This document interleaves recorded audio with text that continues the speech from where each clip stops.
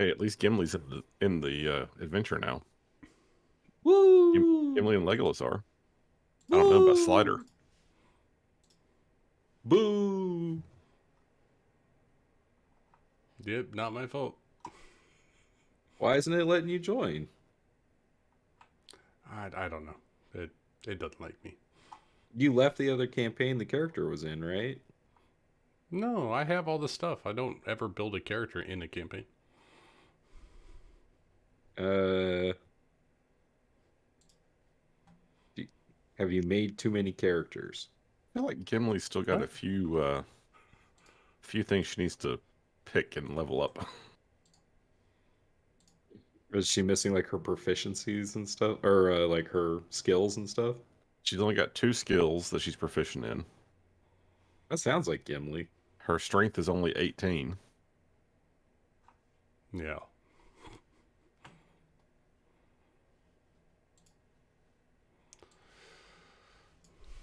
All right, just give me 2 seconds and I'll just rebuild the character in the campaign. That's what I'm doing.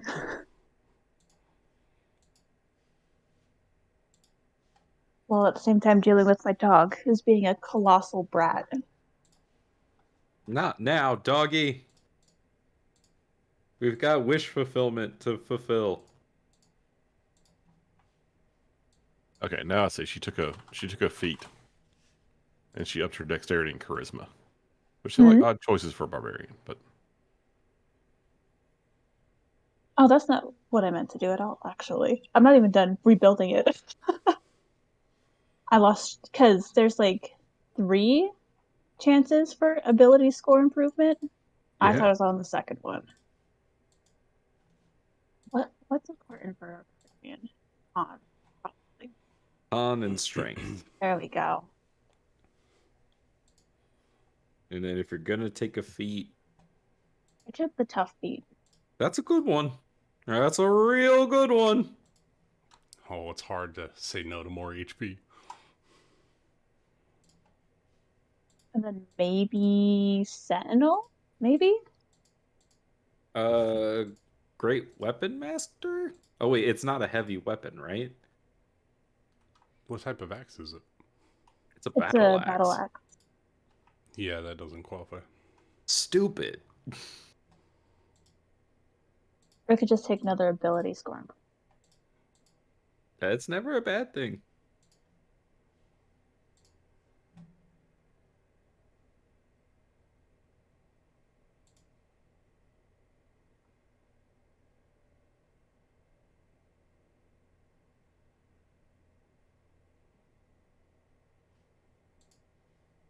Oh, now I gotta put my HP back in. Gee.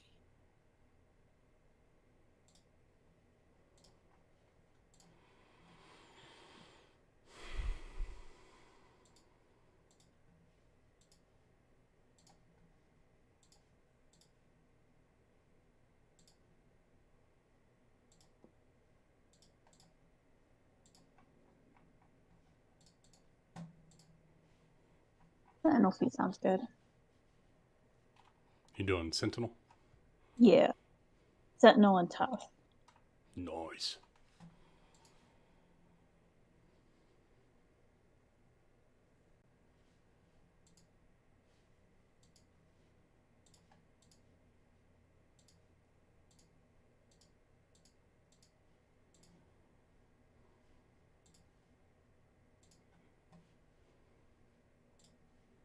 Doing starting equipment.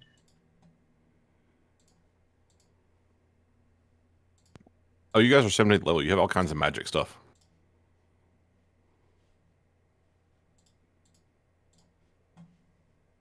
Can I just put a few potions of healing on my sheet? Like just common potions of healing?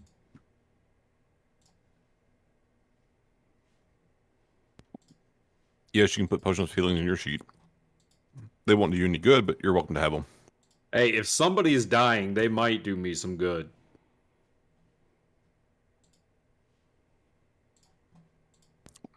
I was really gonna recommend that you guys make Aragorn, a 78th level bard or something.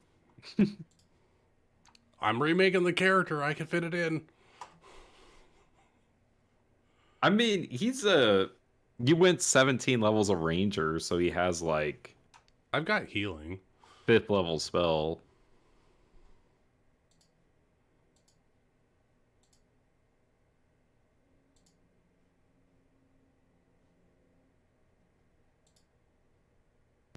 If you have some healing, then you'll probably be okay. I have a 1st level cure wounds ready to go. All right. Even though I probably won't use my spell slots for that, I'll probably use it for Hunter's Mark.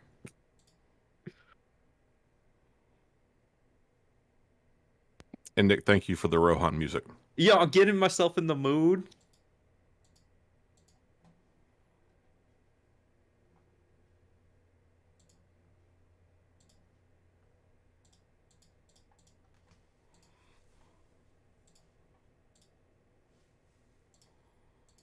I have to admit, like prepping for this made me want to go watch the movies again. 1000%.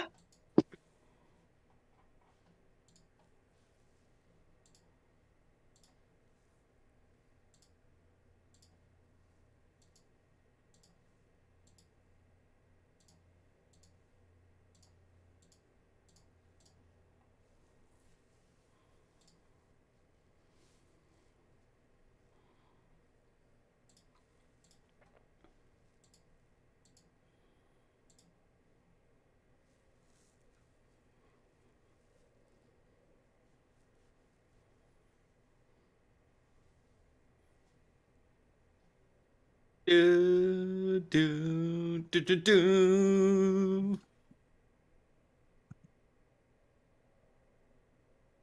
You know, the hardest thing is going to be remembering all of my abilities. And shit, 17th level that you didn't actually ramp up to is always so hard. No kidding. How do you think I'm going to feel about running a 21st level monster? No, I was telling Lucas that. I was like, I'm scared that Ben's just going to kill us. Like, because I was kind of calculating the amount of damage I can do, and it's a lot. But I was like, that means that Ben's gonna be able to like one-shot us.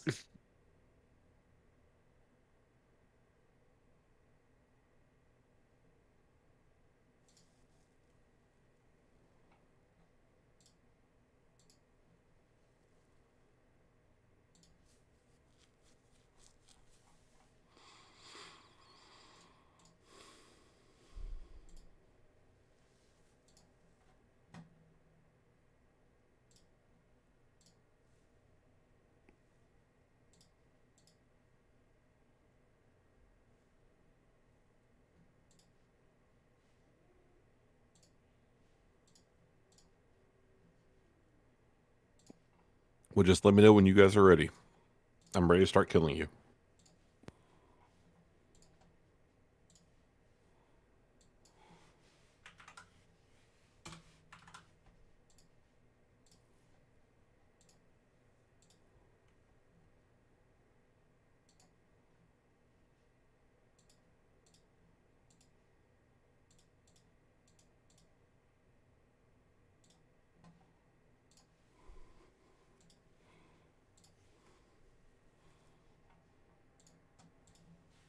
Just gotta copy over the gear and I'll be ready to go.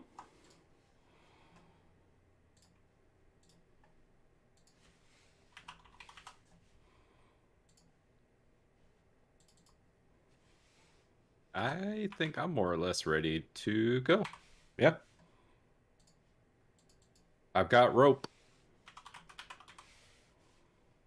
Something that we never have in any of our other campaigns.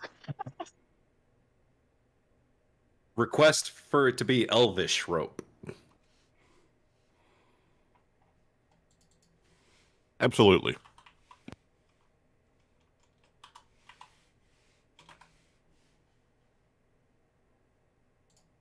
It burns. It freezes. Yeah, now I really want to watch the movies.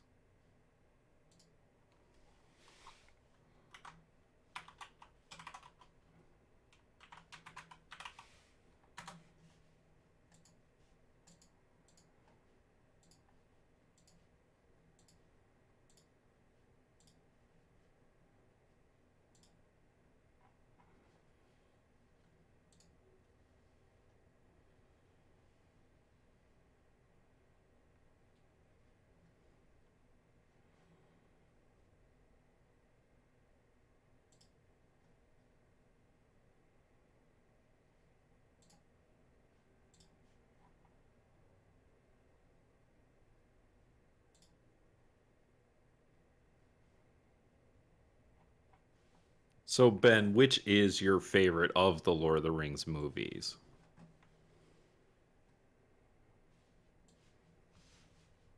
Of the movies, probably Return of the King.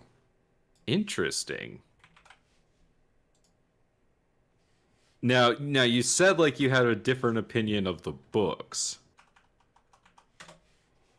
Yeah, I think Two Towers is probably my favorite book. I think because Two Towers is kind of the only one that reads like a straight novel and not like a history book. Like I kind of enjoy the how they split the party up at that point, and you've got the different perspectives going on. Yeah. I thought it was that part in the books really had held my attention compared to the rest of it, especially because I was reading it as like a seventh grader. Yeah. Like it really held my attention. Especially the Battle of Helm's Deep. So cool. And in the Right. movies, also so Yeah. cool. I think my favorite, like, I remember reading, and I was probably in about seventh grade when I started reading them too, maybe a little earlier. My dad had the books and, was encouraging us to read them. And I kept falling asleep trying to read the part in the Old Forest. The Fellowship was really hard to get through. No lie. But once they hit Moria, it was like, okay, this is on.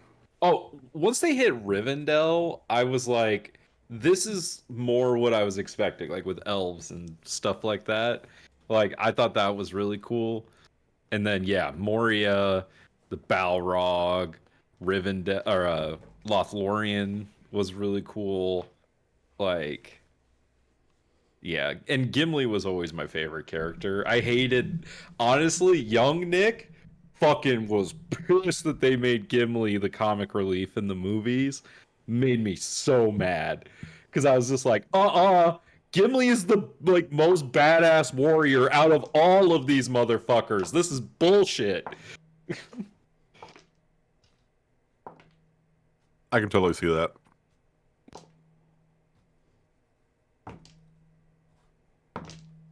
And the whole like because my little brother was like also a Legolas fanboy, in the movies.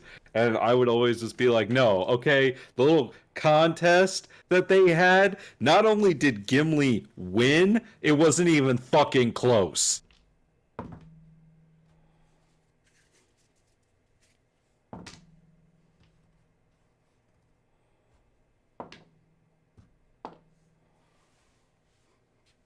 I'm ready.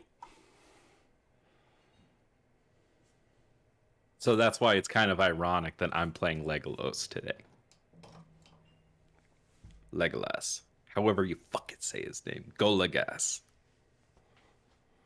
Yeah, go the guess.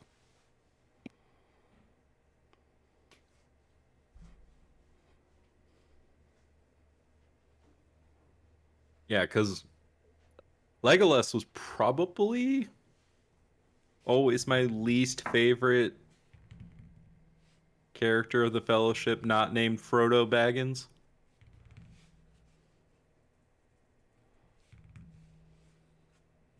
Yeah, probably.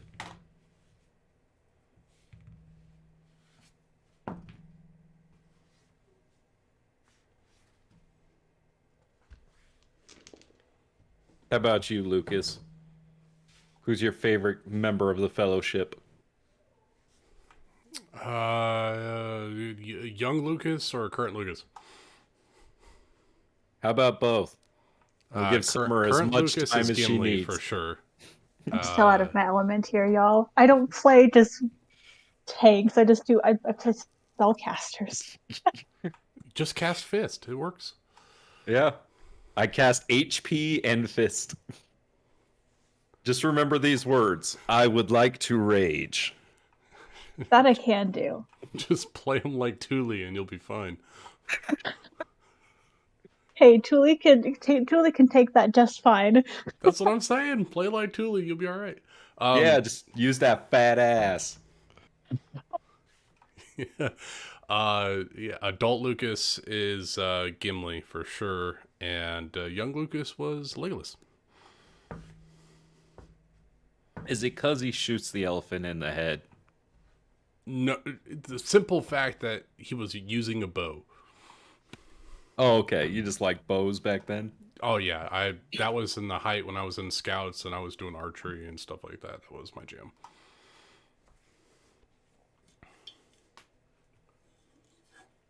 What I about did. Summer? My favorite Lord of the Rings character? Yeah. Um,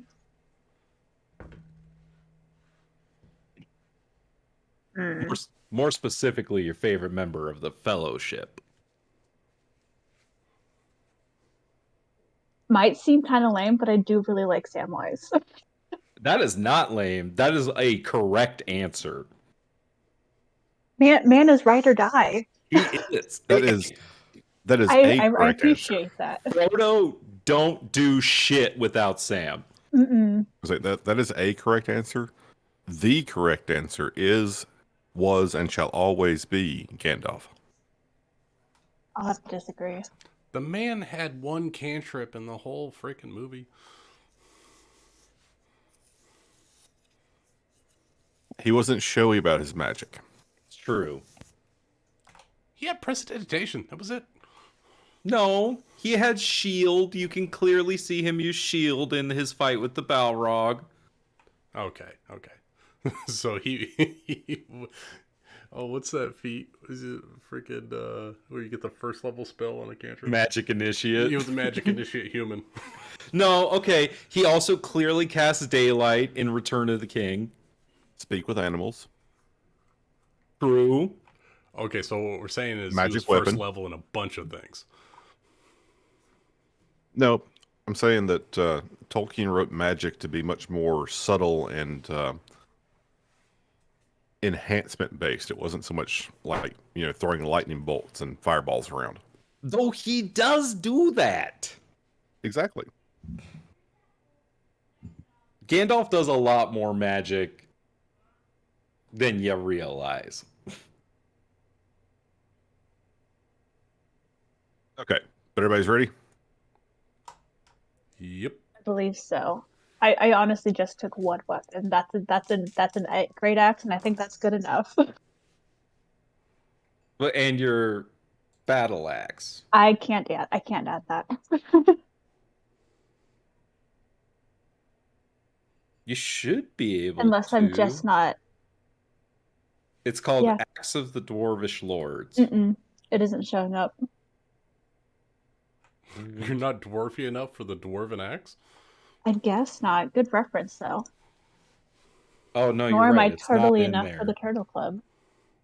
It's not in there. I thought I would just What's it roll it called? manually, but I could not find a 2-hit for it at all.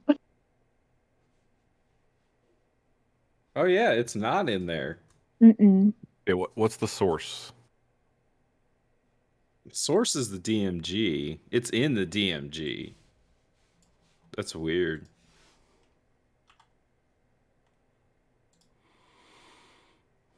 Huh.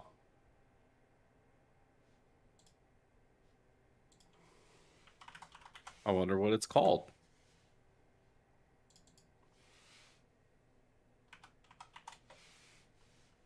Lucas, you got an idea?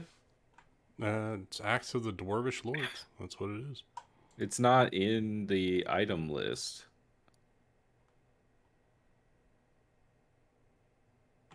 So if I purchase the DMG on here, Well, you it should don't. show up. You shouldn't Well, have to because content Lucas should be shared his shared. content. Well, let me see if it actually went through because, again, they're having troubles with my subscription. Yeah, when I look at it, it's not showing content shared.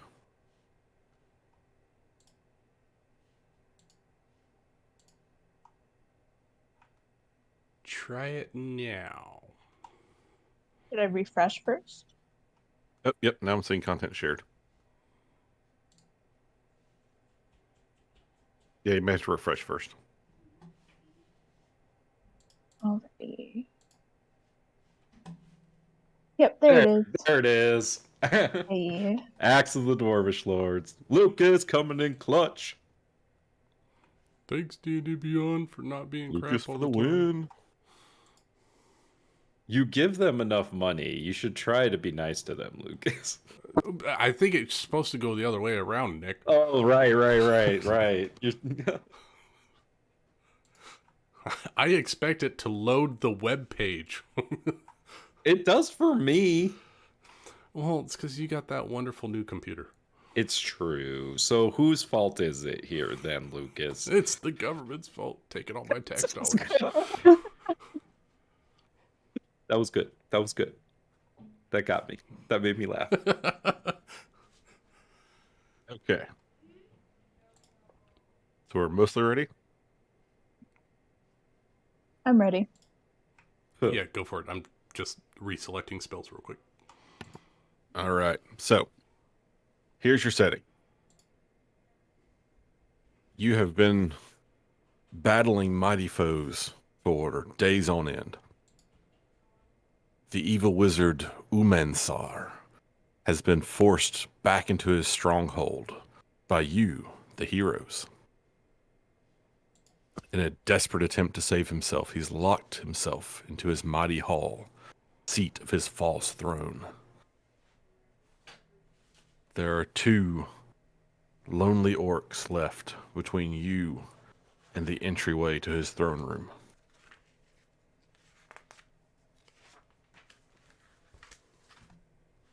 You guys see the map? Yeah, huh? Yup. Oh, snap. These 2 Hyruk orcs stand between you and Umansar. So why don't you roll me some initiative? Nagadagathyre. What am I doing? How do I play D&D?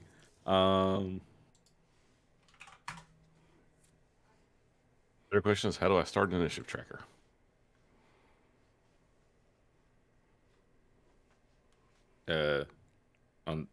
In Roll20, it's the clock. Ah, there we go. Okay.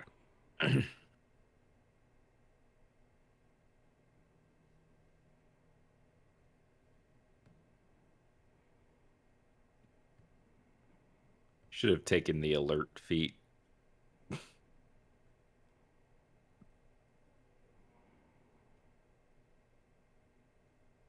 You have advantage because of your axe? I have advantage because of Danger sense, I think. It's a barbarian thing. something.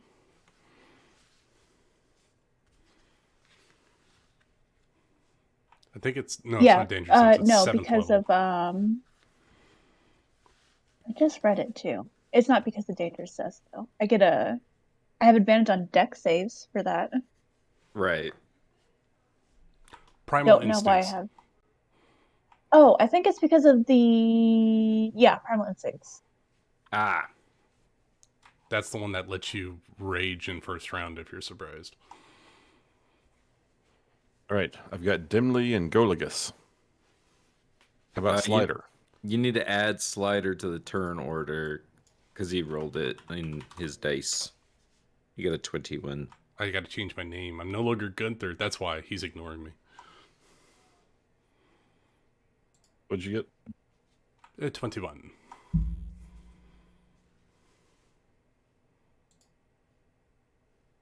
Okay.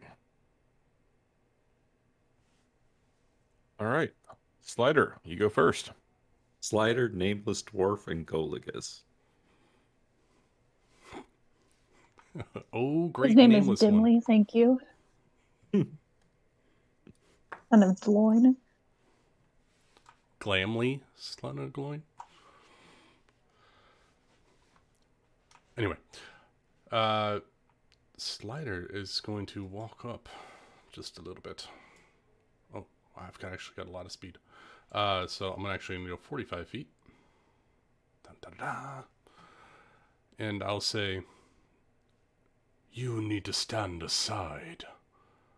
Otherwise, my friends will relieve you of your heads. Pull back bow to support intimidation. You can try, filthy human. You will not scare us. Ooh, wrong answer. Yeah, wrong answer. Bo comes out, and we're going to go to town. Let's have some fun. We're going to start with the Uruk on the left. I'm going to take... we Get get... the Hyruk. Sorry, the Hayruk, not the Luruk. The dead rook. We get an extra attack on the first round of combat, right? Yep, Gloomstalker, baby. All right. 3 arrows, quick succession, right into the dude's chest. Hopefully. Let's see how I roll.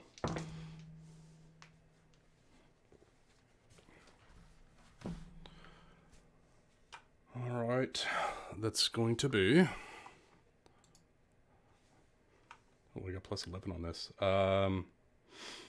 Dirty 20 as the lowest. Dirty 20 will hit. All right. 3 strikes. First one gets an extra damage, D8.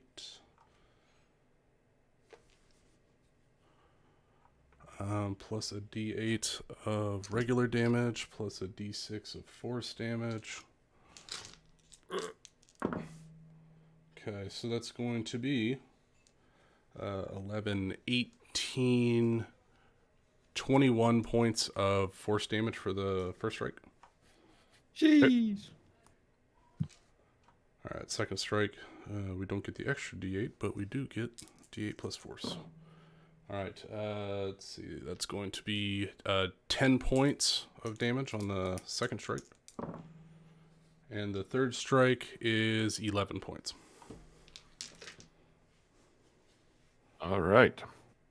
This guy is starting to look an awful lot like Boromir. Excuse me, Mirror. Mirror. Nice. Anything else you'd like to do? Yeah, hold on. I think I have bonus actions. Too bad. Turns over. It's not like the Tolkien estate is known to be particularly litigious, right? Yeah. So I'm gonna, as I step up, I take the 3 shots, and my body just turns to dust, and I cast Vanish on myself as a bonus action. I don't think you can do that. Sorry, it's not Vanish. It's Nature's Veil. It's a high-level Gloomstalker ability. As a bonus action, I can become magically invisible, along with any equipment I'm carrying until the start of my next turn. Dude, that's awesome. So I wait, Yeah, I don't I think just you can do walk that. up, 3 shots, and just fall into shadow. I think you're cheating. You're the one that made a 17th level. I'm running straight. Anything else you'd like to do? No, that's it for me. Okay. Well, this guy is going to come charging forward. And since the guy that was, right next to him, or that was his main target, has now disappeared, he's going to go to the space where he last saw you and take a swing. Okay. So, I'm not sure. I get the rules confused, so I'm going to do 50% Disadvantage. miss I'm chance. invisible. Disadvantage. All right, we'll do disadvantage then.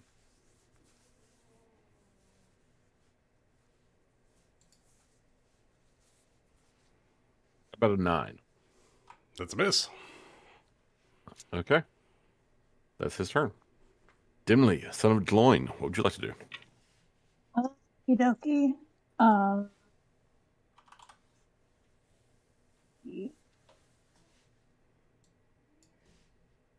gonna move my full movement up to here. And I'm gonna wait. I lied. To here. And I'm gonna throw my hand axe at this motherfucker. Rage.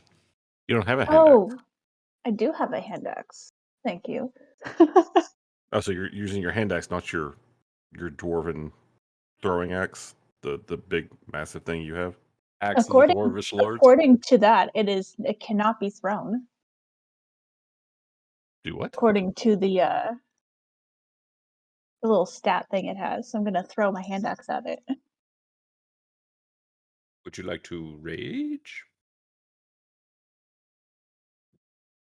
You know what? Yeah, I'll go ahead and rage as a bonus action. And now I will throw my hand axe. There's a 30 hit. 30 does hit.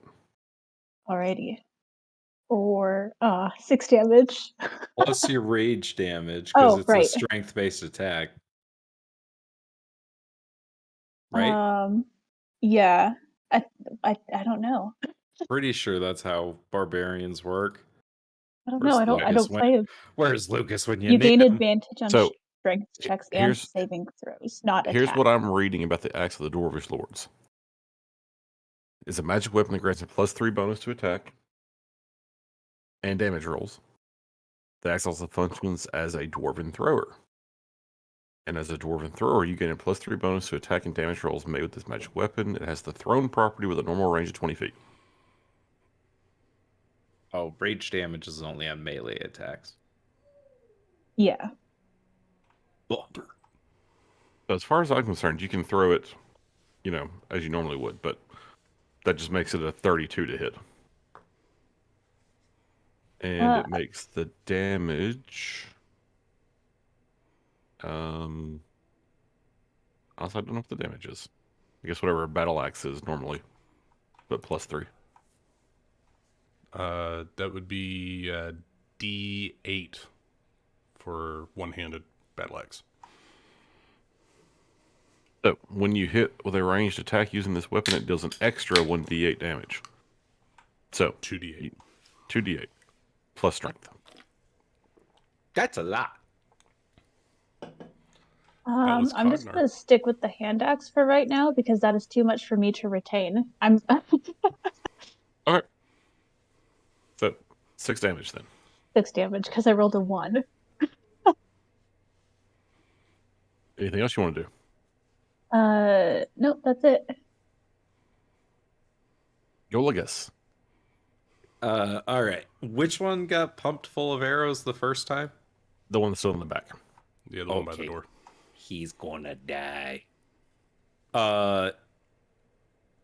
Since I have sharpshooter, I don't have a range increment, so I'm just going to slide to the right. That makes my sight unimpeded. And I'm going to pull out. Okay, how many attacks do I get? I get 1, 2, 3, 4 with Gloomstalker. Yep. 4 on your first turn, yeah. Yep.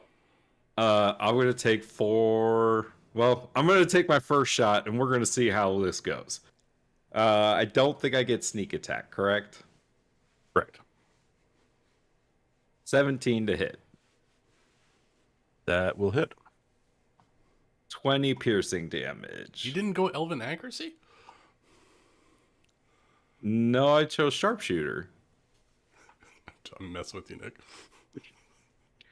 I'm saving a lot of my other stuff for the boss fight. Is that orc still alive? It is. Second shot is 25 to hit. That'll hit. 23 points of damage. Still up. It's still up. Third shot. That's a natural 1. That's definitely a miss. Fourth shot. 14. Also a miss. That's a bummer. Uh,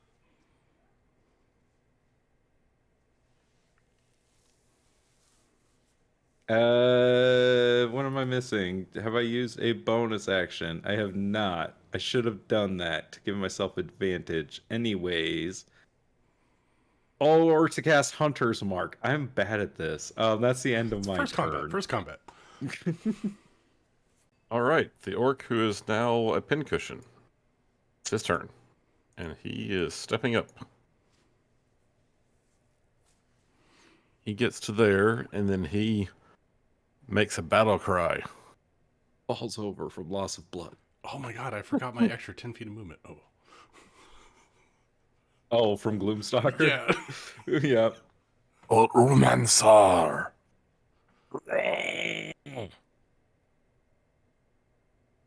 And as a bonus action, he is throwing a spear at Dimly, son of Gloin.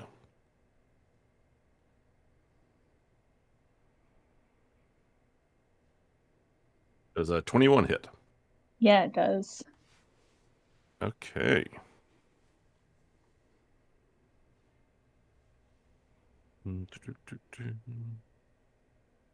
Make sure I got this right.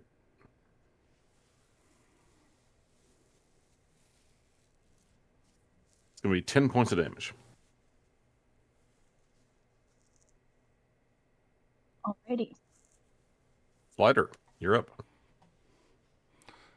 Slider becomes visible next to this orc at the beginning of my turn. And you see he pulls out this gleaming longsword. And he does a flourish of attacks as he's passing to this left side of this high urk. And he's going to Is drawing a weapon in action? Nope. part of It's it. Part of the movement. You get it's your item interaction for the turn. I'm just trying to get some attacks off on these guys. Come on. So he's just like the shadow. He comes up and he just drifts to the right. And I'm gonna take 3 swipes at this guy with we'll start with a couple swipes. See how it goes. They're pretty beefy. Yeah, let's just give them all 3.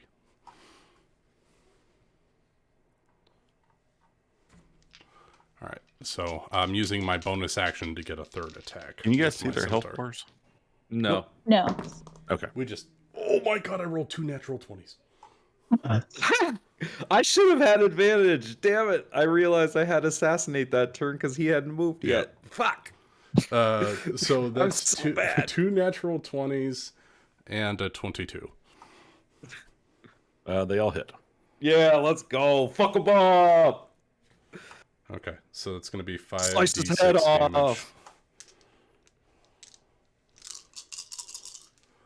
So this is 5d6 plus 15. 10, 18. Let's see it.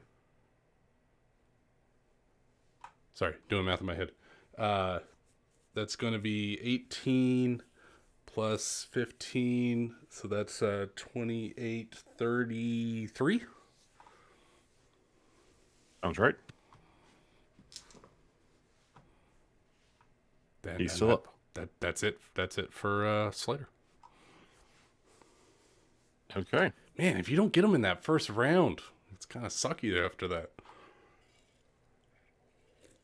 All right. Now, the Hyruk orc that sees his quarry, who's no longer invisible, is going to take 2 attacks with its great axe. He has to roll them at disadvantage. Why is that? I have a cloak of displacement. Well, then it's a good thing he has advantage from the battle cry. So it's just straight roll. So straight rolls. Let's go. Come on, battle cry. How about a 19? Damn. Yeah. All right. All further rolls are straight or at advantage. All right, so that's a 12 points of damage for the first attack. And how about a 15? 15 misses. Okay. And it is going to step over to be right in front of you. Dimly, son of Deloitte. Come Maybe. on. Dimly is gonna fuck this man up. I'm gonna move up here behind him. So I get advantage on this, and I'm going to attack him twice. 'Cause How I are you know as moving hard as up I get behind in. him? That is a relevant Ooh. question. So I can't do the ruler thing because my mouse fucks it up. I'm going here, and then here, and then here, and then here. Okay, so you're going to avoid the attacks. All right. Yeah, true slider. Yeah. I'm gonna attack him twice because I finally read through all of my features. I get an extra attack, Yes, you do. and I get advantage because I'm flanking. You sure do. So I'm gonna hit Rage? him twice with my axe. The She dwarven raged sword. last turn. Yep, Oh, she's already yeah. raging. Oh, there's one. There's a 29 hit, That will hit. and 2 for a 21. Also hit. Alrighty. I don't know if I'm using it one-handed or two-handed. I'm gonna be real. Do you have a shield? I do not. Then you would be Then you're using using it two-handed. So 9, 8, 17 damage. Does that add? It does not add. I don't think it adds rage. And then Yeah, plus, what's your rage damage? plus 4. So, So 13 and 12. yes, A 25 So- percentage. 25. All right, it's still up. Jeez, it's like I'm a kid again. What are the bonus actions I could use?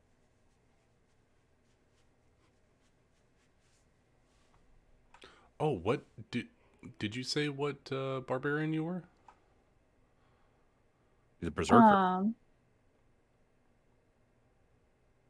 It's so much. Yeah, I just Path of the Berserker. That means you get a third attack, right? If I bonus action Frenzy, then yes. Okay. I haven't played But that that's one. only after this turn, I believe. While in a Frenzy, you can make a single melee attack as bonus action on each of your turns after this one. Gotcha. So yeah, bonus action go into a Frenzy, I guess? I don't know. Is that how that works?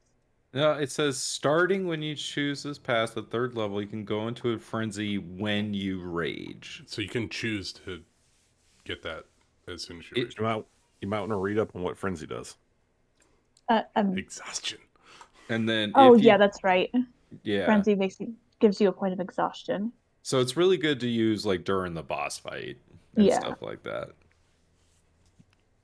Then yeah, that's my turn. Okay. Goligus. Okay. I Goligus would like to use my bonus action to use Fighting Spirit, and as a bonus action give myself advantage on weapon attack rolls until the end of the current turn and give myself 10 temporary HP. And then I would like to shoot this motherfucker 3 times, please, Okay. with advantage and sharpshooter. 23. That will hit. 21 points of piercing damage. Is he Would still? you like to describe your kill?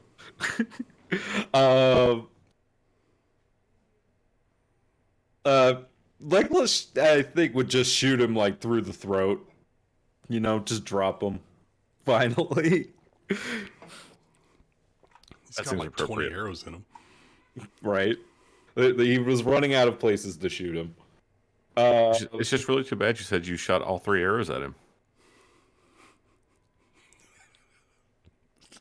If I must, I will. Now, if you think you can thread the needle between Slider and Dimly, go right ahead. I can move and do this, so He's a I'm gonna sharpshooter. He move could. and move over here, and then I will shoot the one between them. 20. That's a hit. 22 points of piercing damage and 6 points for sneak attack. 28. Yep. All right. And that is my turn.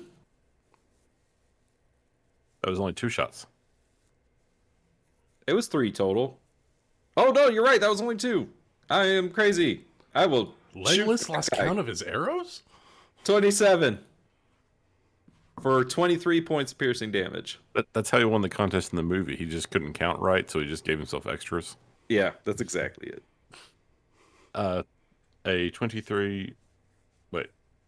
A 27. 7 to hit, 23 hits. points of piercing damage. Would you like to describe your kill again? Legolas will shoot this guy through the forehead and then hold up like a 2 fingers to Dimly and Slider. That's 2.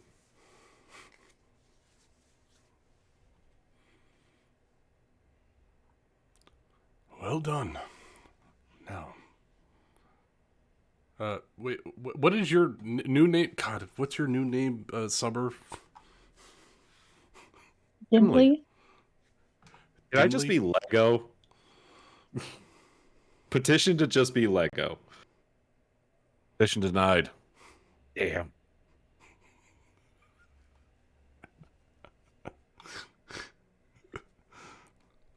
We could just call you Gas. Gas. I love it. Of the 2 of us, you're the one that smells around here.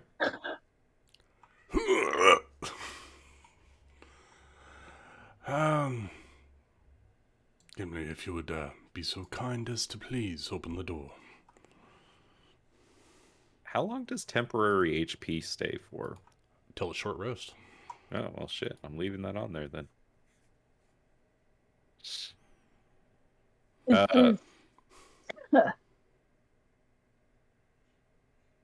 Want me to open the door? Is it locked? It is locked.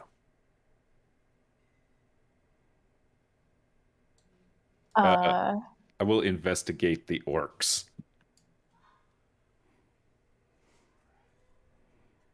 The orcs both seem to have arrow-riddled armor, a couple of great axes, and not much else.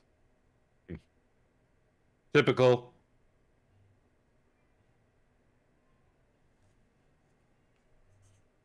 And now that you've completed the first combat, we'll take a 5-minute break. Awesome.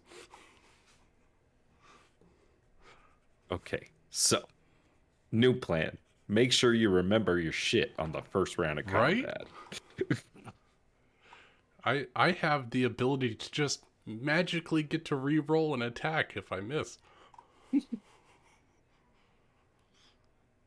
Yeah, I'm gonna have advantage on like the first round and doing extra D8s on the first round and have extra movement on the first round. I didn't realize this, but high-level Gloomstalkers also have displacement. So you don't even need the cloak? Well, if I get hit, I can make someone, if they don't have advantage, to roll anyway. Like, roll a disadvantage. Nice. So I have dual displacements going if I have to. So we've got a true tank and a pseudo tank and a glass cannon ranged motherfucker. How much HP do you have, though? I mean, I have a decent amount. I have 164. You got more than me. Oh, really? Well, you're rogue tanking, so that makes sense. HP. I'm sitting at. What do you have, 157. Summer? Okay, so I get extra HP from something in my inventory. I have a total of 243. Well, you get it from you took tough. You took the feat. Yeah, I took tough and. But I added something to my inventory. I think it's the Axe of Dwarvish Lords. Does that give you extra HP? It might. I don't think so. What type of dwarf did you pick? Mountain. She's a mountain dwarf. Okay, so you're not getting extra HP for that. You're getting con plus 34. So what's your con? My con is. Hold on. Do you have a +5 to Constitution? Yeah, I have a +5. That's a lot of HP. Yeah. Before whatever I added to my inventory, it was at 226, and then it got up to 243 from something. So you get 119 hit points on top of whatever you roll. So I think you rolled 100 hit points or 120 hit points or whatever it is. I rolled 137. That makes sense then. Yep, that sounds about right. Holy shit. That's a lot of HP. That was my favorite thing about a dwarf, being the Cognar, dropping down a 300-foot volcano and surviving. Yeah, and then don't forget too, if the attacks that you're taking are magical, then you take half. If they're piercing, slashing, or bludgeoning, and they're not magical, you take half damage on that when you're raging. Is it non-magical? I thought it was all. Is it all? I think it's all just piercing, bludgeoning, Piercing, and slashing. bludgeoning, and slashing. Let's Yeah. see. You I have get resistance resistance. to bludgeoning, piercing, slashing damage. Yeah. So, did you So- take half damage when you got hit by the orc? No, because I didn't know that. I've never played a barbarian before. That's okay. So I 5 damage from him then. Yeah. That's why Okay. that's why I played the bear totem. So I just halved everything. Yeah, that was So elemental awesome. damage and everything too. It was There's- everything but psychic damage, right? Yeah. And I went back and looked at the adventure. We missed me getting the crown of Basilmer, which would have given me resistance to psychic damage too. Hey, if you had stuck around with us, we might have done it. No, we passed it before we went to the lava place. We might have gone back if you were with us. Yeah. There's just so much going on here. I do, however, have a character just kind of stashed away if I ever need it. It's a let me find him. Oh, also don't I forget, found if you and I are going to be right next to a guy and he attacks me, you can get Yeah. your sentinel attack on him. You yeah, I get took my sentinel attack. Yeah, I chose tough and sentinel. So you both have sentinel? No, I took off sentinel on mine. You took it off. Okay. I can I took also slasher. So if she misses, they're getting 10 feet less, so they're never getting a Legolas. Hell yeah. not only that, but I also have retaliation. So when you take damage from a creature that's within 5 feet of you, you can use your reaction to make a melee weapon attack against that creature. Fuck you. You got a lot of options to just hit people with your axe. That's awesome. Yeah. I kind of hope that at And some point because you I have do. And because you Uh, can throw it, you have ranged attacks too. Mhm. You were fucking deadly. Truly wishes she could be this badass. Man, we made the right choice in giving her the legendary item. Right? I know how to fuck shit up. I'll be right back. I'm also kind of hoping that at some point I do roll a crit because I have brutal critical. I think you have 2 brutal criticals at that level, right? Nope, just one. You can roll. Oh no, 3. Sorry, you can roll 3 additional weapon damage dice when determining my the extra gosh. damage for a critical hit with a melee So it's attack. not all of them. Oh, wait, yours is a D10, right? Battle axe, D10? Battle axe. It's a D10. So you'd be rolling 4d10 plus strength plus rage. Wow. Yeah.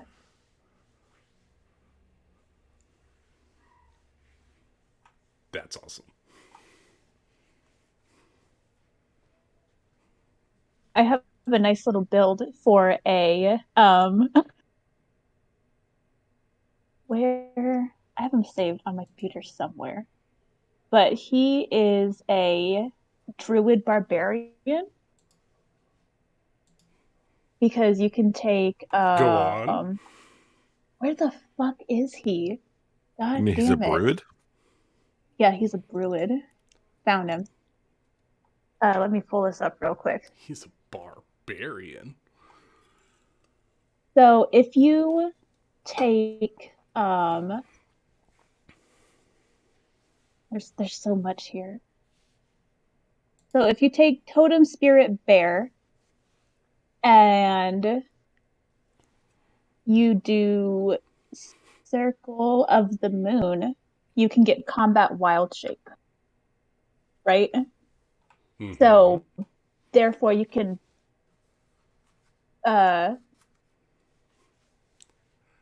Oh, I know all about that. Ben knows about that too. My first character was a halfling druid, moon druid barbarian. yeah, I Is just that have Rom the one that died from falling down a cliff? Yep. why do all of your characters die from falling and onto or into something? I take risks, man. I just go for it. He likes to kill his characters so he can play new ones. I'm testing the system. There's a lot of theories. Honestly, most of it sounds good at the moment. Like, oh yeah, I'll just jump across this chasm. I'm a giant spider. Natural one, hit the bridge and fall down. Like, I wasn't planning for that. Yes, I could have walked around, but that's not fun. Yes. Oh, Mostly speaking of alcohol, I'll be right back. That's why we took the 5-minute break. We were learning how to play our characters, Ben. You seem to be doing just fine. We forgot everything. We're just badasses.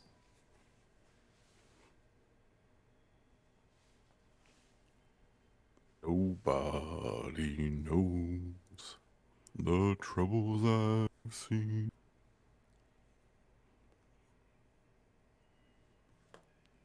Now I'm truly ready Oh, to play God. D&D. I hope there's a big bad because I want to cast this spell on Nick's character so bad. Which Lord of the Rings character would do best in space? Wait. Are we The talking about, answer is, was, and always will be Gandalf. like in space, just floating in space, or like in a sci-fi futuristic setting? In a sci-fi futuristic setting. The overall characters or just Fellowship? All Lord of the Rings characters.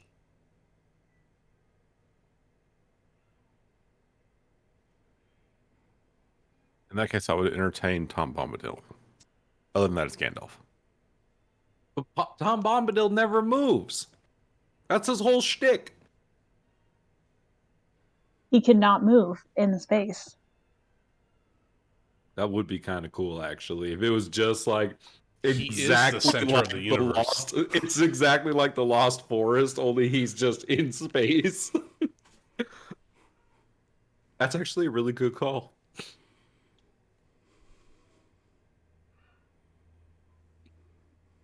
Anyways, let's go kill a big bad, shall we? So everyone's ready now? Yeah, we're gonna go Yep. kill Everyone has their alcohol? Hiramon. What's his name? Urumansar. Umansar. Uramantsar. I'm sure you can't guess who that really is. No, of course not. See, Summer, I know you get it. I'm worried about the other two. That we don't get it? Yeah, if you swap the names, it's Saruman. No, I got that. Anyway, who's unlocking the door? I'm breaking down the door. I'm taking a step back. Or I guess I'm attempting to break down the door. All right. What would you like to do to break down the door? I'm gonna hit it real good, man. Gonna hit it real good. All right. You want to give me a strength check? Yup. Push it. Push 21. it real good. You feel the bar that is blocking the door crack, but the door is still holding. Let's do it again. While Gimli is pounding on the door, I'm going to cast Aid at 4th level for us.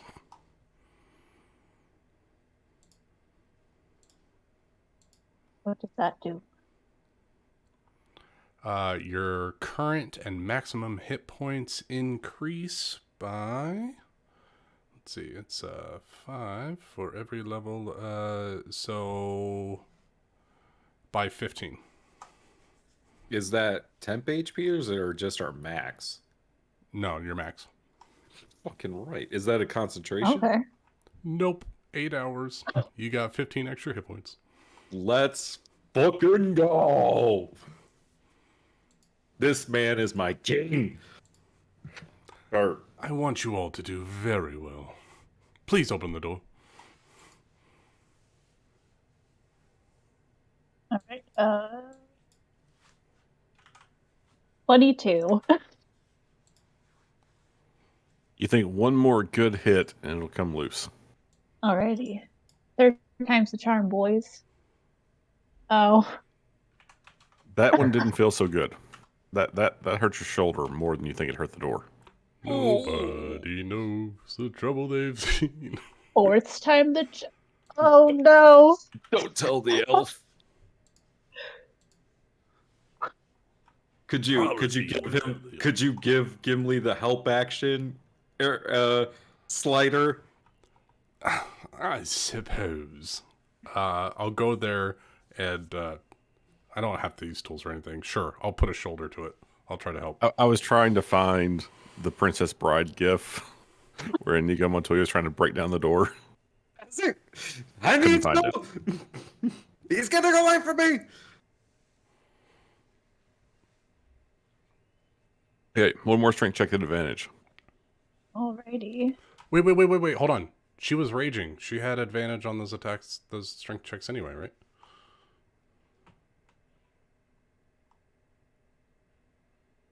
I don't know, did she?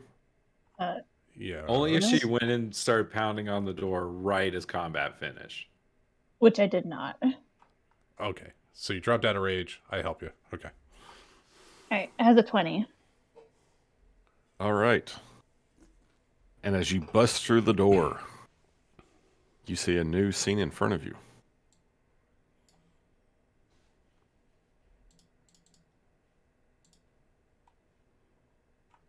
Oh God. It's It's a Can you guys big map. can you guys see the new room? Mhm. Yes. there's a golden crown in the center. Yeah. Oh, I want to kick somebody out one of those windows. Can you see Umensar? The Oh, gray there one he at is. the top of the crown. Right? Okay, there. Oh damn, we're just getting right into it, huh? right there. And as you break down the door, you see that he is in the middle of some sort of ritual. And you hear the words, I summon thee, flame of Angerband, wielder of the dark fire of Morgoth. Come to my hall and have the flesh and souls of the mightiest servants of Aenor to fill thy belly and slake thy thirst.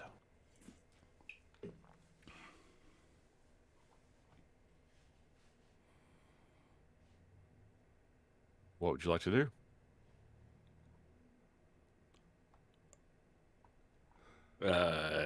Do we have a turn before initiative starts? No, you just get to describe what you're doing as he's completing this summoning ritual. Slider will touch Legolas on the shoulder.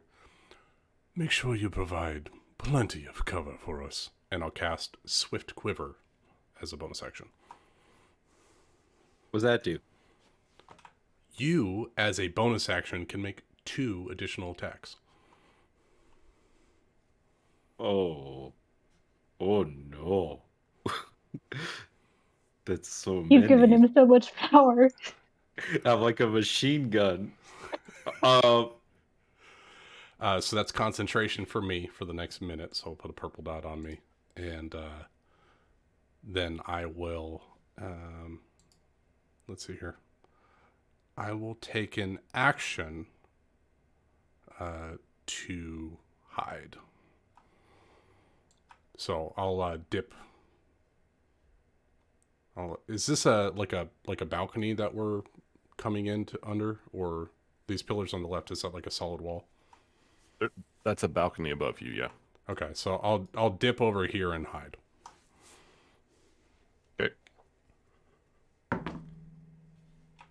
21 stealth.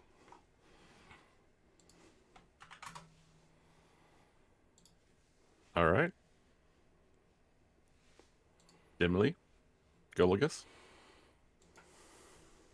Goligus will. I'm gonna just give myself every bonus I got because that's what we're doing here. I'm gonna click my boots and use my action to cast haste on myself. So I have the swift quiver and haste for the next minute, as long as the concentrations hold up. Okay. So you have a purple dot too? I have a purple dot, haste, and then I need to find something for twin quiver. Let's see. The one with the pin cushion with a bunch of arrows coming out of the guy? Oh, that's a good one. All right. I've also. Does this count as the first round of combat? It doesn't, right? No. We haven't rolled initiative yet. And I will move over here and use my bonus action to hide using cunning action because I am a rogue. All right. Natural 20. God. Ghibli, set a glide. Be brave. Go tank. Yeah, There we get in go. front. One natural 20. Yay. All right, Dimly. I believe the phrase is, I would like to rage. Go right ahead. And that's really all I can do for preparation. Run, You can run. move. Oh, I could move. Yeah. You don't have a lot of movement speed. Hold on, I need to put myself on one of these squares, and then I'll move. Yeah, I think I Yeah, turned the move grid off. Up here. So, you know. Oh, I suppose I could double move, huh? Wow, You that's do a long way need away. to attack to maintain the rage. Does that happen the turn you go into the rage? She can throw the thing at disadvantage. I still have it. actually have You have Do you have relentless persistent? I have relentless- persistent rage. Persistent rage. rage. Yeah. Ooh, I as don't long have as to you do don't get- shit. Never mind. Dash away. Fucking get in there. Yeah. So double move gets me up to here because I also get an extra 10 feet of movement, so I have a total of 35. Fucking right. Sorrow. Tomorrow, sorrow. Uma Thurman. Uma Thurman. That's what I'm going with. Thank you, Summer. You're welcome. All right. Yep, that's notes are it. being changed to Uma Thurman. Uma Thurman. I deny this. Or I guess it should be Uma Thurman. Okay, Uma that I'll surname. accept.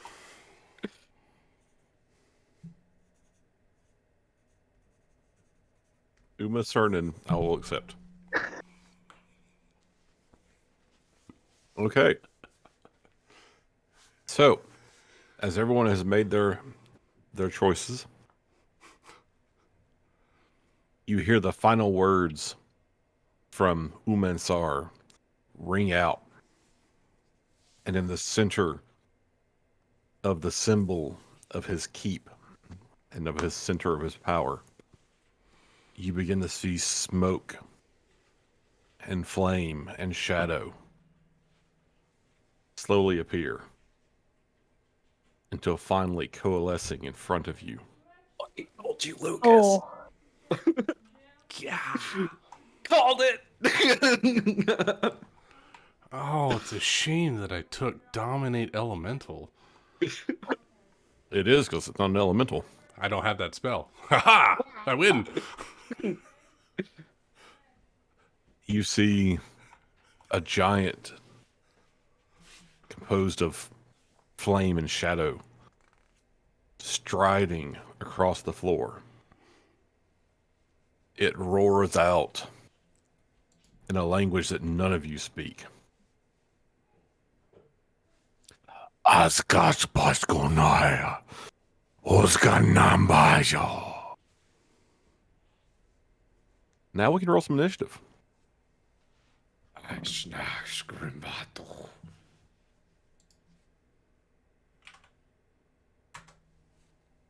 Oh, got to select my Oh, token. Gimli. Wow, I rolled like shit. That makes me sad.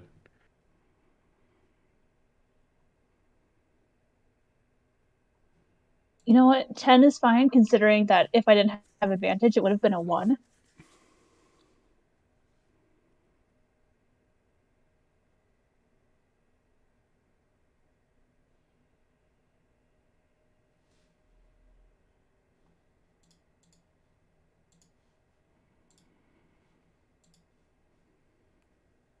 Man, I'm so sad.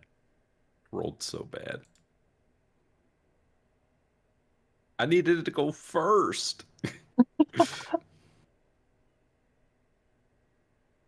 what'd the other two get? I got a 10. I didn't select my token. 21 for me.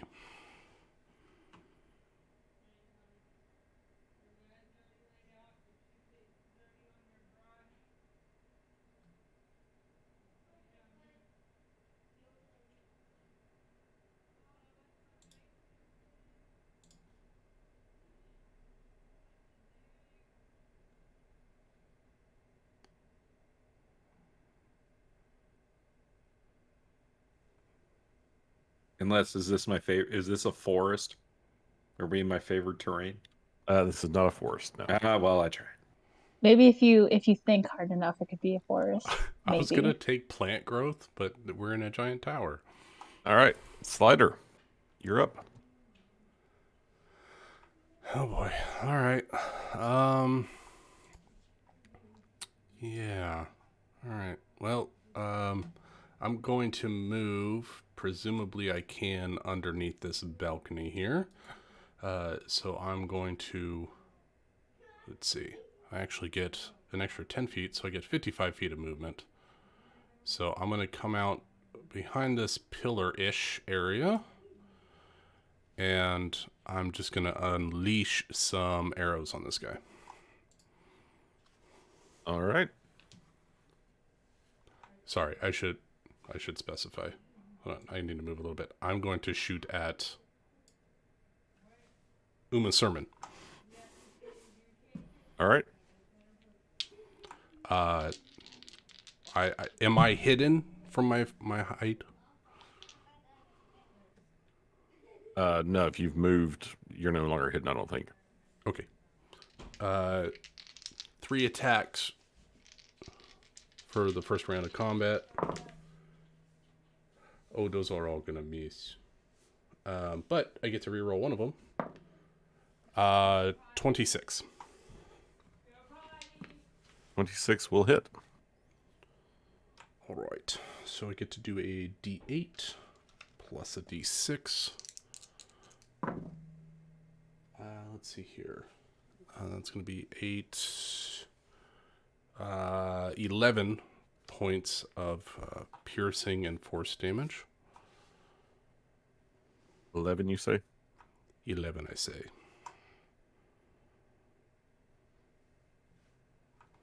All right. Yeah. That was it. That was all the things I could do. Okay. Well, next up is the Flame of Angerband. And it charges forward at Dimly, son of Dloin. And it's going to make 2 attacks. One with its longsword. Are you ready? Yup. He's about to be dimly glowing. How about a 33? Yeah. Good thing you're raging. Yeah, right? That'll be 39 points of damage. What kind of 23 damage of is which it? are lightning. Ah, And the rest is slashing? Yeah, 16 slashing so half to 8. and 23 lightning. I would like to use my reaction because I have retaliation, assuming that he is indeed within 5 feet of me. He definitely is within 5 feet of you. Sweet, I'm gonna make a melee attack against this man. Oh! Go for it. Wait, question, Summer. Yes. Did you go into a frenzied rage? Uh, no. Okay. I'm still trying to understand rage, so I'm not bothering with So attack is a 20 hit. 20 does hit. Okay. 10 plus 4, 14. And that's magical damage. I don't know. Yeah, that's the axe of the Dwarvish Lords. Okay. Then that is magical. So that will go through. Oh, I need you to take 13 points of fire damage. Oh no, he's got like a fire shield. okay.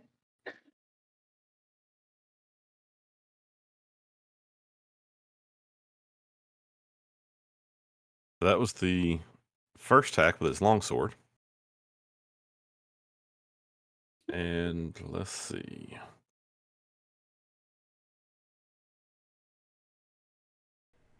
No. Okay. It's also going to. So I think it still has movement left.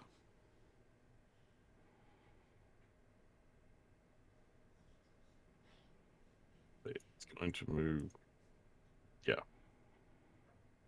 Going to be close enough to still hit dimly. And now, how far is it? Oh, excellent. No, maintain concentration. I haven't gone yet. It's going to make a whip attack At disadvantage. because of the cloak. Because of the cloak. Okay. Well, first one's a 27. How about an 18? Meets it. Okay. Then you're going to take 13 points of slashing damage and 10 points of fire damage. All right, so 23. And I need you to make me a strength saving throw. All right, hold up. Strength saving throw. Dirty 20. Yeah, that's good. Okay. You are not pulled. Concentration. 13 concentration. Hey, you made it. Isn't it 10 plus half the damage? It's 10 or half the damage, whatever is higher. Ah, okay. So in this case, it was 12. 11. Close enough.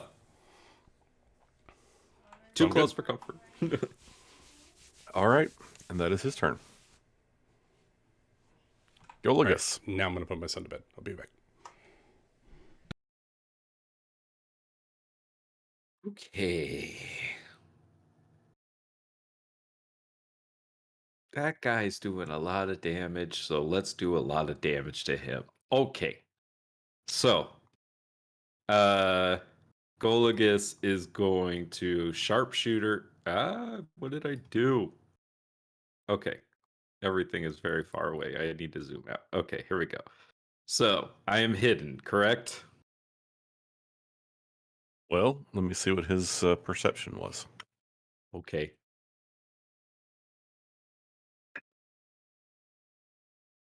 Ooh, I don't know. I got a 32. Yep, you're hidden. Okay. So then these attacks against him are with advantage correct? I think at least the first one is, yeah. Mm,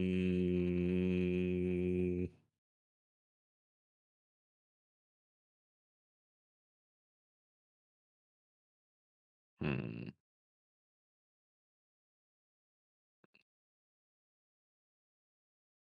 Hold on, let me read something.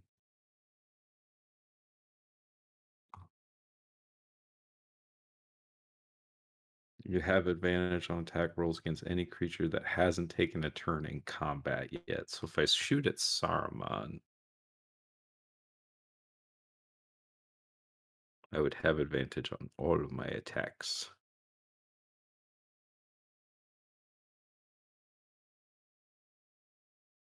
I'm going to do that. I'm going to shoot it at Umansar. And because I have sharpshooter, my range is like 600. Ridiculous. It's 600 feet. So because I am an assassin rogue, I have the assassinate feature, and because I'm moving before Umansar, all of my attacks against him this round are going to have advantage. Okay. I'm going to do sharpshooter, and I have, because I'm a Gloomstalker, I'm going to get an extra attack for that. I'm going to get an extra attack from being hasted, and then I'm going to use my bonus action and get 2 more attacks from the spell that Lucas cast on me. So that's 7 attacks. You ready? I guess I'm ready, yeah. Did you say 7 attacks? I just said 7 attacks. Yes, I did. Jesus Christ. Do you want me to roll all the attacks and then the damage, or we want to take this one at a time? I guess we should take it one at a time. 23 to hit? Yep. And that will have the sneak attack because I had advantage on it. So 27 for that first one. Second attack is a dirty 20. That'll hit. 26 points of piercing damage. Third attack, 30. You have advantage on all of these? Yep. Because Okay. I've moved before him in. Good. Here, I'll show you where I'm getting it. No, that's fine. It's this. Yeah. So that was third for 25 points. Okay, so fourth attack. 25 to hit. 27 piercing. Fifth attack. Okay. He is going to use a legendary action. And he is going to cast mirror image on himself. That's fair. That is indeed fair. That is fair.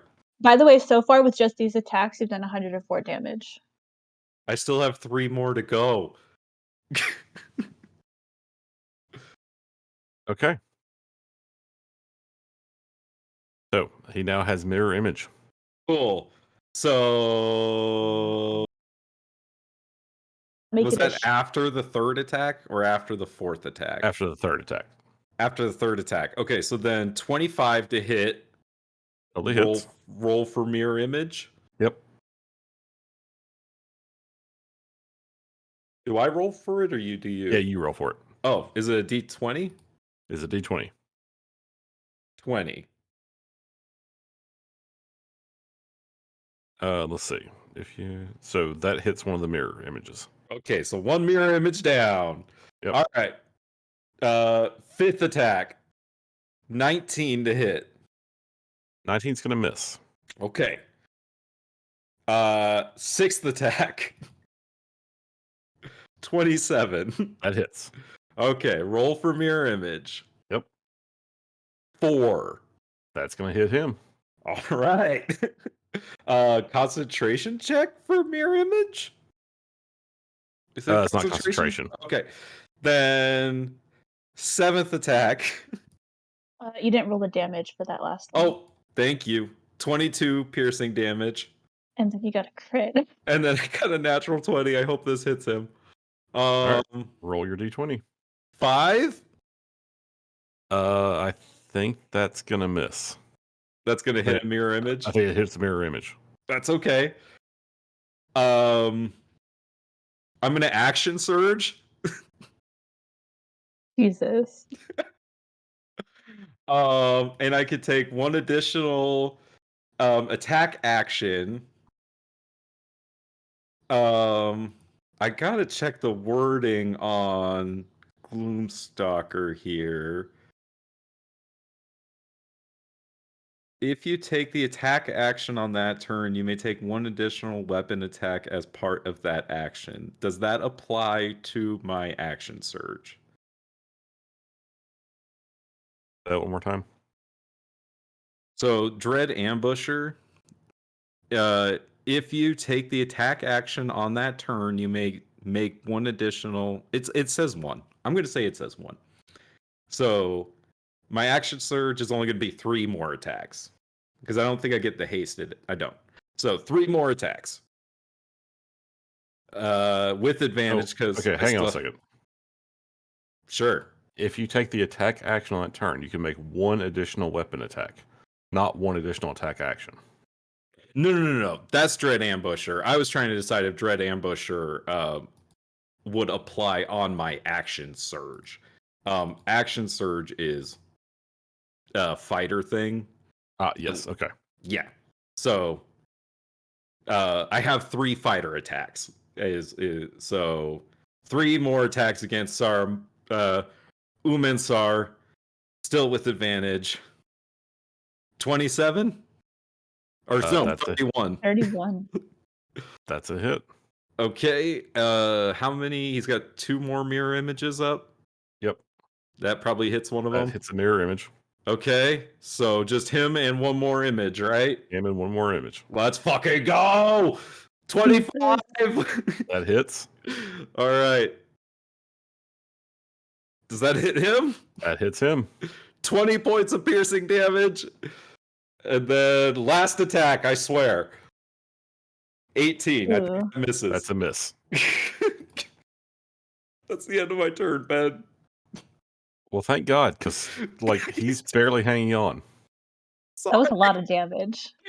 I'm like, I don't know how you had 10 attacks in one turn, but that was ridiculous. Haste I and only then do that on the first turn. Quiver. That was a lot. All right, Umansar's turn. You know what the best You're part getting is? riggedy wrecked. That was all rules is written. Mm-hmm. Okay. Well, you've just convinced him that his best option is to cast Time Stop. Yeah, that sounds right.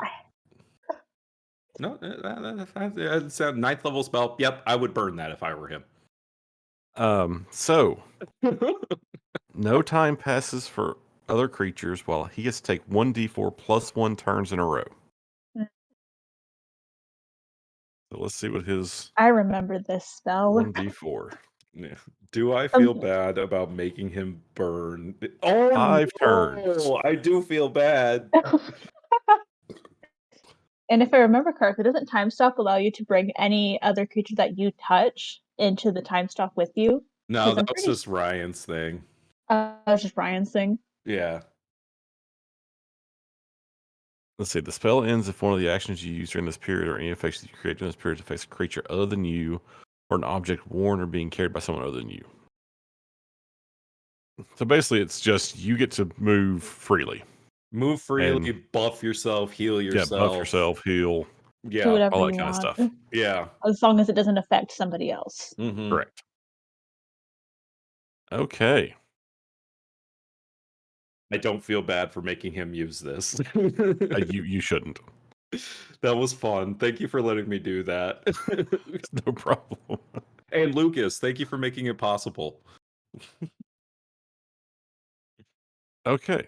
So, and Summer, thank you for tanking the inevitable damage that's going to be coming. Oh yeah, I don't care if I get damage from hitting this thing. I'm gonna hit it.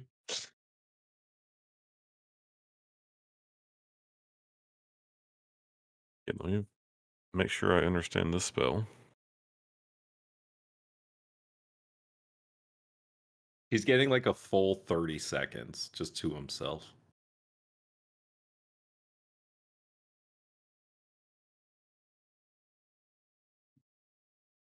That's not that long when you think about it. No, in real life, no. In D&D time, yes. It's forever. I get that, but I'm like, just in real life, it's not that long. But then again, you could do a lot, stopping time 30 seconds at a time, and like, you could affect a lot in that time. It would be enough to like get away or, stuff like that. Like 30 seconds is kind of a long time when you think about like action, I guess. Mm-hmm. Like if you're getting mugged, 30 seconds is a lot. You could just get the fuck out of there. Yeah, that's what I mean. Yeah. Or you can make them look we like didn't mean for him to get the fuck out of there. No.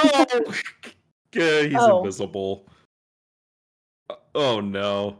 It's like the Arboretum fight all over again. Oh no. I tried to kill him. I tried. By the way, I have PTSD, D&D PTSD from that fight. I blame Ryan. Oh my god. I like that. It's a very long acronym, but D&D PTSD.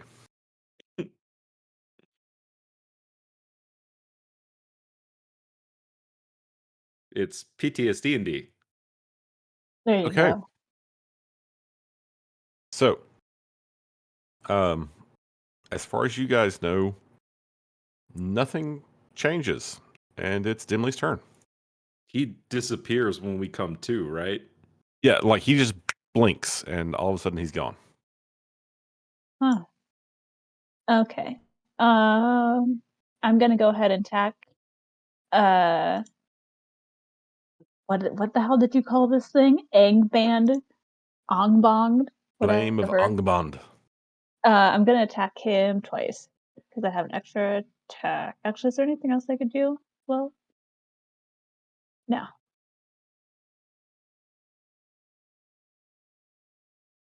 So here's one. Does a 30 hit? Yes, that'll hit. And a 20. That will also hit. So for 13 and 20. Nice. Okay. So we have 13 points and 20 points, you said? Mm-hmm. All right. I need you to take 8 and 10 fire damage. Easy peasy, my man. I don't mean that seriously. Please don't kill him. Actually, I guess that's Dimly's role in this. Tank these attacks so the others can kill this thing. I mean, you didn't do it. That was not minimal damage that you just dealt. So We have no idea how much time you've rolled well. Yeah. Making sure there's nothing I can do for bonus action. Yeah, no, that's it. All right. Is Slider back?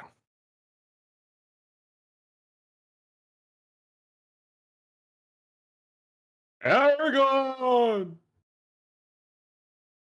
What kind of slider is he? The A hamburger? No, the kind that like goes over a cliff.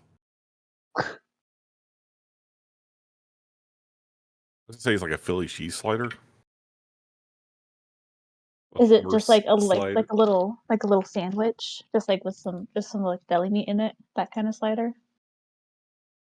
Yeah, it's got some like thin sliced roast beef with a little bit of onion and some like Swiss cheese. It's a warg slider.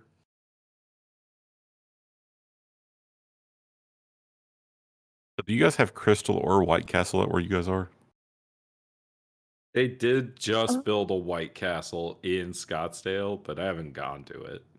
You shouldn't. White Castle's not good. I don't think there's one in Tucson. No, I think there's only that one in Scottsdale. And yeah. Yeah, the closest one is in actually the closest one is in Tempe, at least where I am. Yeah. like, and we have In-N-Out out here, but I don't even go to In-N-Out, man. Like, not honestly, that we just go to good. fucking Burger King. Like, Do you Burger have King has better Freddy's? fries. No, we have Rallies, which is pretty good. I like Freddy's. They're good. But I don't yeah, I like got a In-N-Out. Burger King right around the corner from my place, and it does just fine. Do you ever spend 5 nights at Freddy's? No. However, the lore is crazy for those games. Jesus Christ. Why are you not a material girl? I honestly have never played those games. I just know that they exist. I've never played the games. I watch Game Theory a lot. Game Theory. I'm not sure I've heard of this. Is it a If you YouTube want to thing? know some, yeah, it's a YouTube channel. The guy that does it, Matt Pat, he comes up with some wild theories, like really wild theories. Is that one of the Gangrams guys? No, he does his own thing. Hmm. There, yeah, no. I don't know. I am so far removed from internet culture and meme culture and YouTube culture, and God, I wish I was. you were raised on it a lot more than I was. Not really raised on it. I just didn't have any adult supervision on the internet, which is dangerous. I know. You were raised on it. Don't try Like, and lie to us. No, not we, really. I didn't really use like my computer a lot until I was like in 8th grade. we Other got than that, I dial-up played internet when outside. I was in the 8th grade. I had dial-up internet when I was in elementary school. This is what we mean. We didn't even have access to that shit. YouTube wasn't even invented yet. You know what? I don't want to hear it from you two. You can just be quiet. Ben had a beeper. I came very close to having a beeper.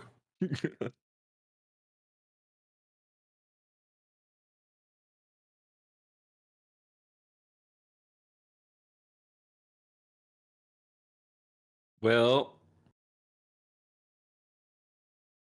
I It's would been a say good game. I would say let the Balrog go, but I don't want that to happen, so let's wait. This is cool though, Ben. Good job. Yes. I'm having a lot of fun. I thought you guys had fun with this one. Yeah. It's fun and a learning experience for me. Yeah, like let's see. Is there anything you could be doing with your bonus action that we're missing? My bonus actions is Frenzy Attack and Rage. And that's it. So maybe you should go into a frenzied rage then. Maybe. Yeah, Because probably. then you'd get 3 attacks every round. However, if this combat ends, right, and Umansar disappears, then I have a point of exhaustion for whenever we fight again. That's okay. Like exhaustion, like 1 point of exhaustion only gives you disadvantage on ability checks. Like that's not that bad. Okay, yeah, that's not that bad. It's the second level of exhaustion that sucks. Because that makes your speed halved. He's Hey, back! Well, all I I want to go know, watch the 5 Nights at Freddy's theory video, so I'll be back in a little while. But there's a lot Sweet. of them. he just slid into our DMs. Look at me go. Well, that's really too bad. I've already started the video. I can All I win. know is that after this, I never want to play a class that can't cast spells again.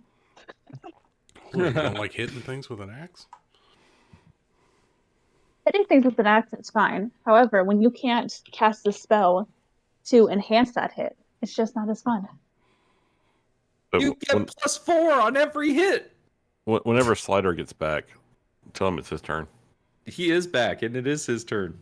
I know Ben's being mean. I know he is. All right. All right. Where did our lovely Uma Thurman go? He went invisible. He pieced out. Or so we Nice. assume. Because we're 17th level and have fought high-level spellcasters before. And we have no... of course, I don't have Fairy Fire. That's a spell that druids or rangers don't get. Okay, cool. Yeah. So... I am going to...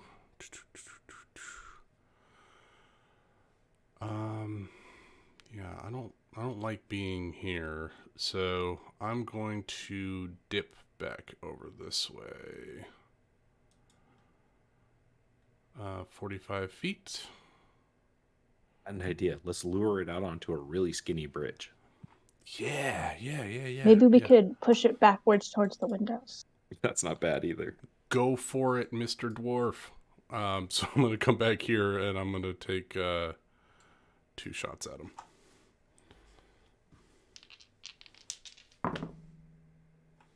All right, well, that's a natural 1, but I get to reroll one of those. All right, 23. That's a hit. All right, D8 plus a D6. Ugh, gross. 9 points of damage.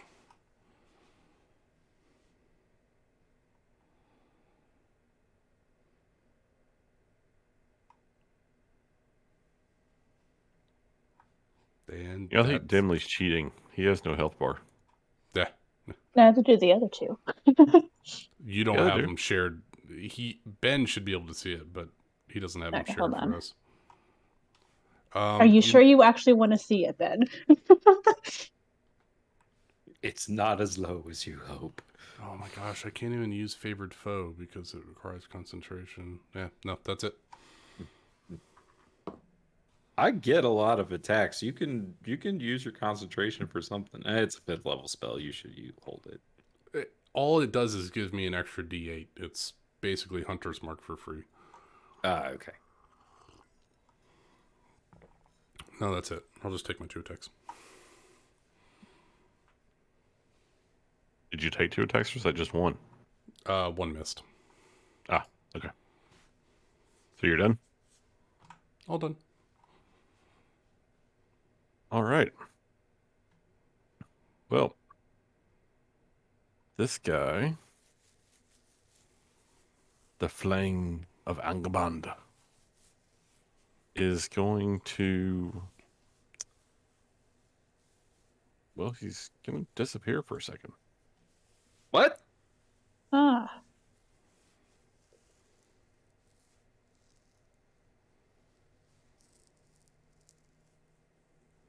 And he's going to reappear right there. Not cool, that's a bro. big oof, man.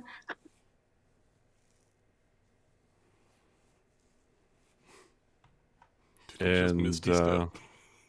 that's his turn. Go look us. It's this whole turn? Are you sure? It takes an action to do that. And he doesn't seem to have any bonus action attacks, so... Sweet. Run!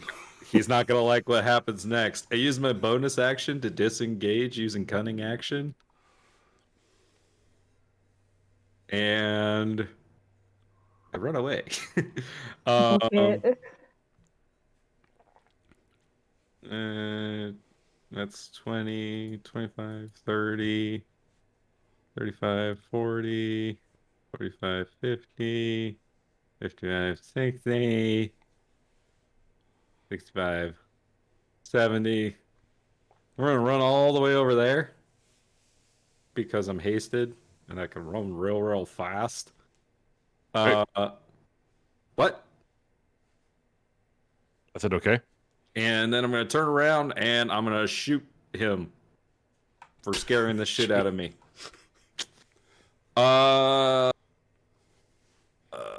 Yeah. Get into a yep. Uh-huh. I hate to rain on your parade, Nick, but isn't disengaging an action? I am took a rogue level 3 levels. rogue, so I have cunning action, and I'm using my Oh, bonus okay. action to disengage. He built the ultimate archer. So here comes 4 attacks. 4 attacks? Yep, Or my hasted attacks. action. Oh, nice. 22 to hit. That's a hit. 25 piercing. Second shot. 20 to hit. That's a miss. That's a bummer. Third shot.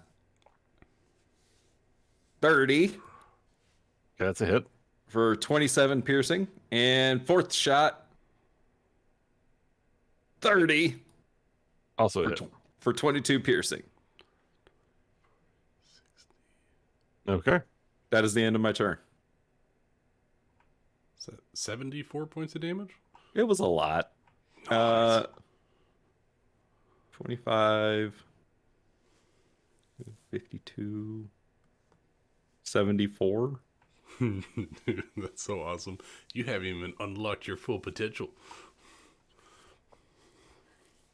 I'm about to get shot with some bad magic, though. Emily, you're up.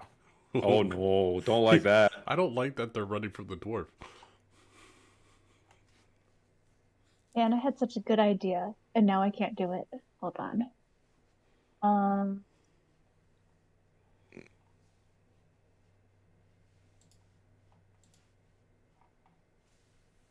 I have to zoom in to actually see the squares in this purple area. Yeah. I'm gonna move my full thing, and I'm pretty sure he's still too far away. He sure is. Oh, well, maybe if I do it like this, 30, 35, does it get any closer? No, still too far. Damn it.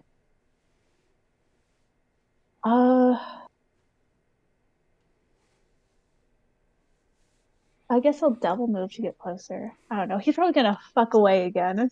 Uh, yeah, I'll just double move to get closer. I'm gonna go right here, and that's my turn. Okay. Slider. All right. I don't like this, so I'm gonna move. I'm gonna go back to where I was.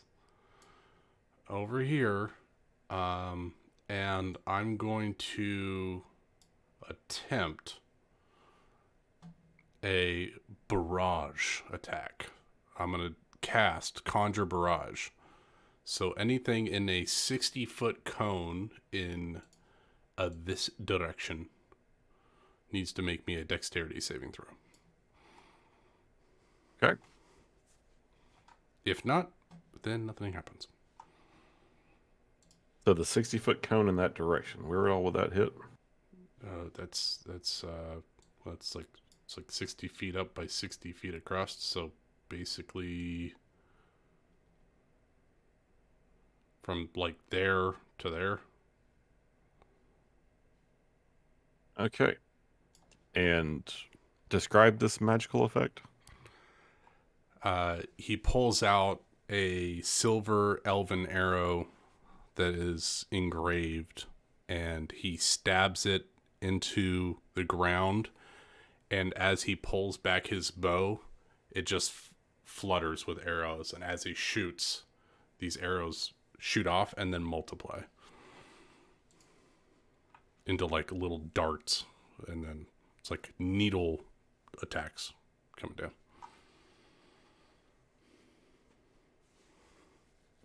Okay. So, let me just check on something real quick.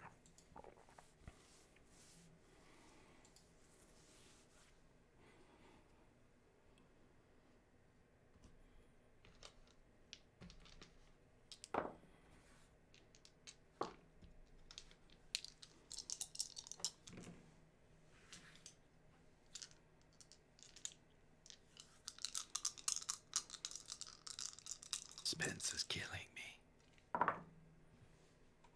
Oh, So as you cast this spell, You're about to get counterspelled.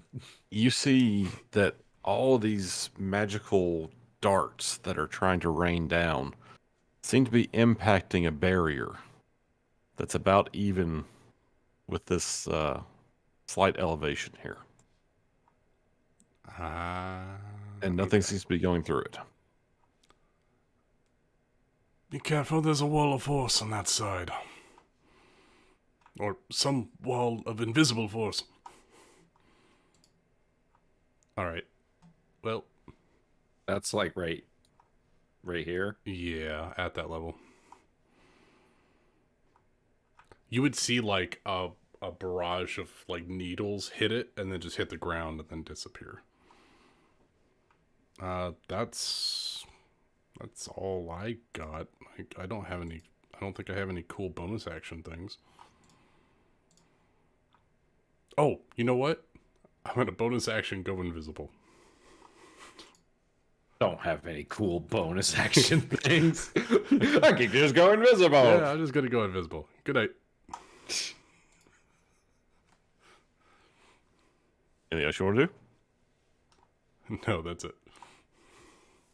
All right, it's this dude's turn. I like how we all just kind of traded places. We're just circling the room. I'm running back and forth though. I'm like a chicken with my head cut off. He steps to there, and he roars out something in this language none of you speak. And he makes a couple of attacks. First one. How about a 21 to hit? Yes. Going to be 36 points of damage, 24 of which is slashing, 12 of which is lightning. That 24 is half. And what was the lightning? 12.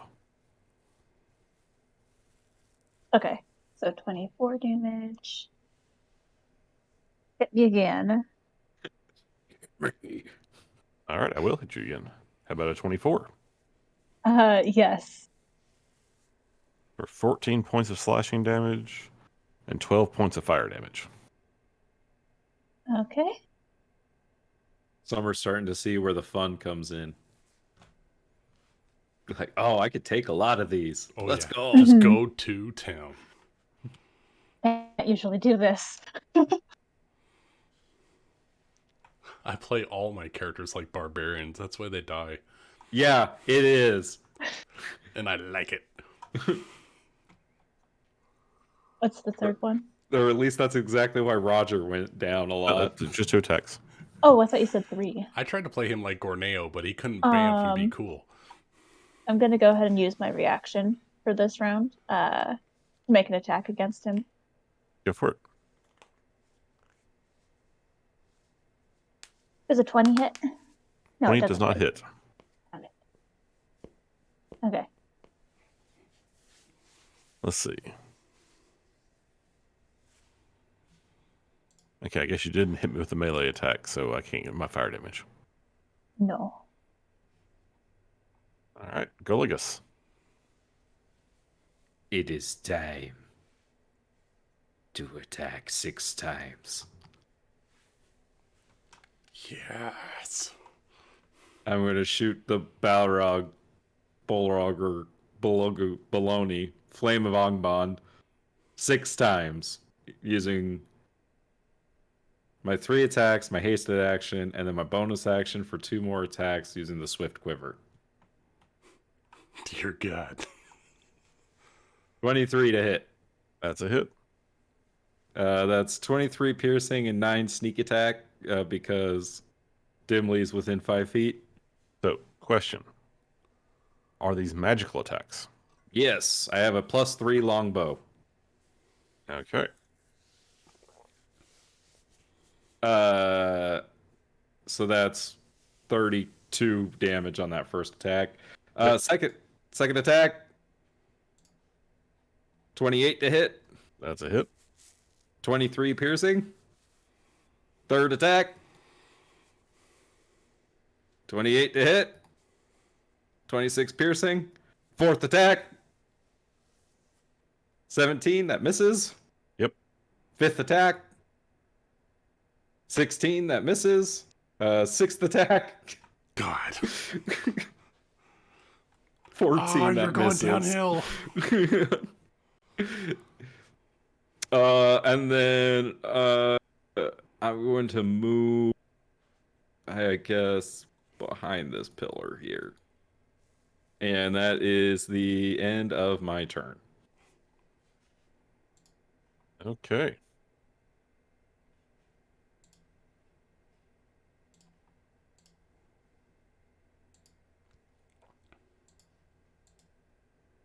So,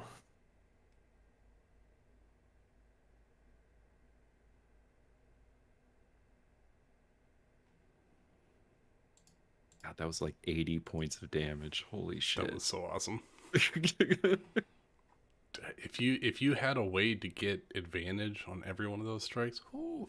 I he do. did the first round.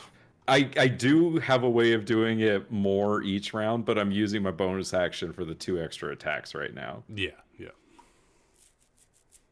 Okay. Goligus, That's me. I need you to make me a charisma saving throw. Sounds about right. Oh, that's my worst Oh, save by he's over far. there. All right, here we go. I'm going to use No. Indomitable and re-roll that. Oh, come on, fighter. All right, here we go. Second try. That's better. Good. That is better, but it's not enough. Ah. We would So- all fail that, by the way. This wouldn't happen to be an effect to be charmed, would it? Nope, no, it's not a charm effect. Damn. What it is a banishment effect. That sounds Oh, about yikes. right. I told you some bad magic was coming my way. But Okay. you guys are gonna have to find him and snap that concentration, or I'm a goner. Yeah, how am I supposed to? Oh my god. So, the target is incapacitated until the spell ends.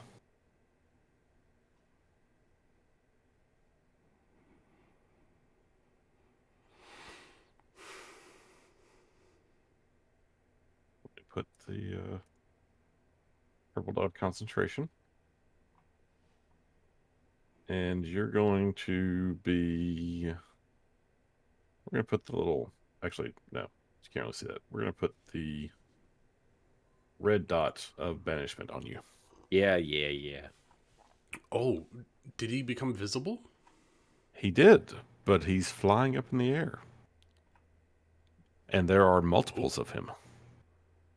Oh, this is a very powerful magic user.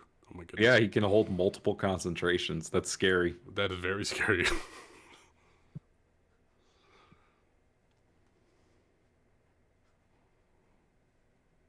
But at least you can see him.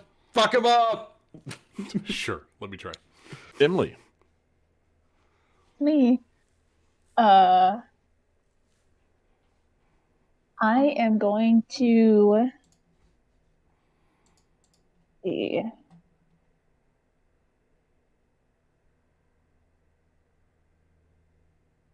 What kind of combat are we on? This is This Second? is the third round of combat. okay. I should keep Does- track of that. Yeah, third sounds right. It's third because I shot Saruman first and then the Yeah. Balrog twice. Okay. I'm gonna use my bonus action to frenzy, and that means this turn I don't get to make an extra attack, but my next turn I do.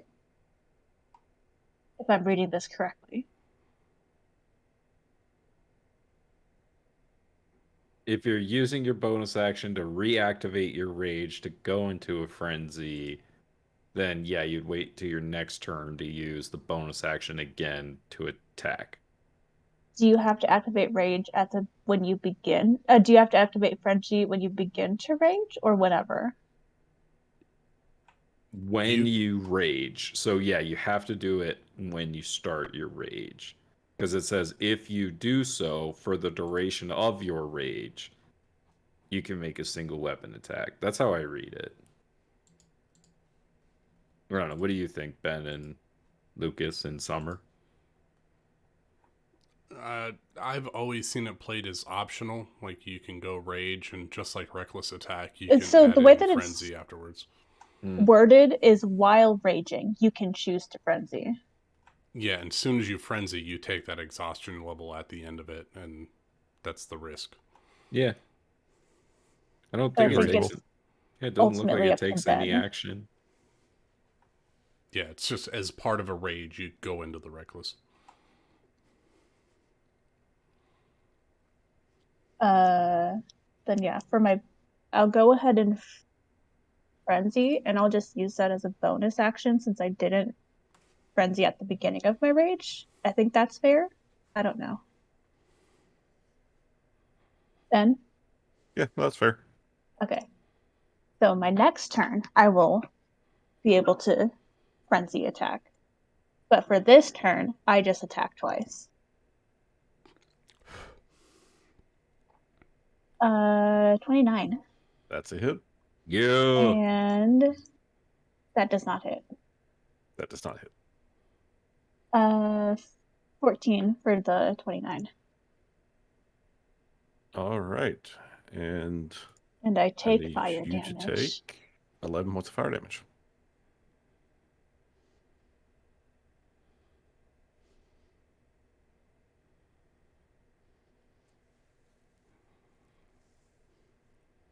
Anything else you want to do? Nope, that is all I can do.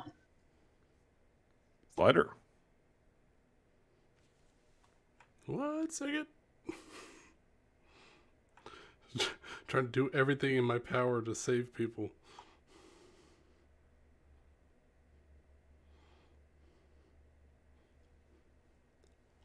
Trying to look on my phone at the same time, and it's not working very well. Oh, yo. Really quick, Summer. Are you getting the +2 like from having like a belt of dwarven kind and stuff like that? Is it giving you all of these extra bonuses? It must when you attune to it, right? Oh, Oh, that's what? cool. So the axe of the Dwarvish Lord also functions as a belt of dwarven kind and a dwarven thrower and a sword of sharpness. Where do you see that? In On the its item description. actual sheet. Uh, I have no idea what any of those terms mean. That's okay. I think it's added in when you attuned to it.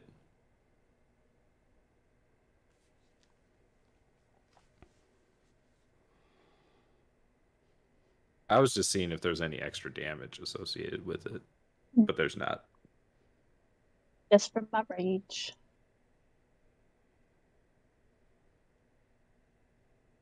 There is extra damage if you roll a natural 20. Yes. I can, if I roll a natural 20, I get brutal critical, and I can roll 3 additional weapon damage dice. Yeah, and because your axe is a sword of sharpness, you also get an extra 14 slashing damage and then roll another d20.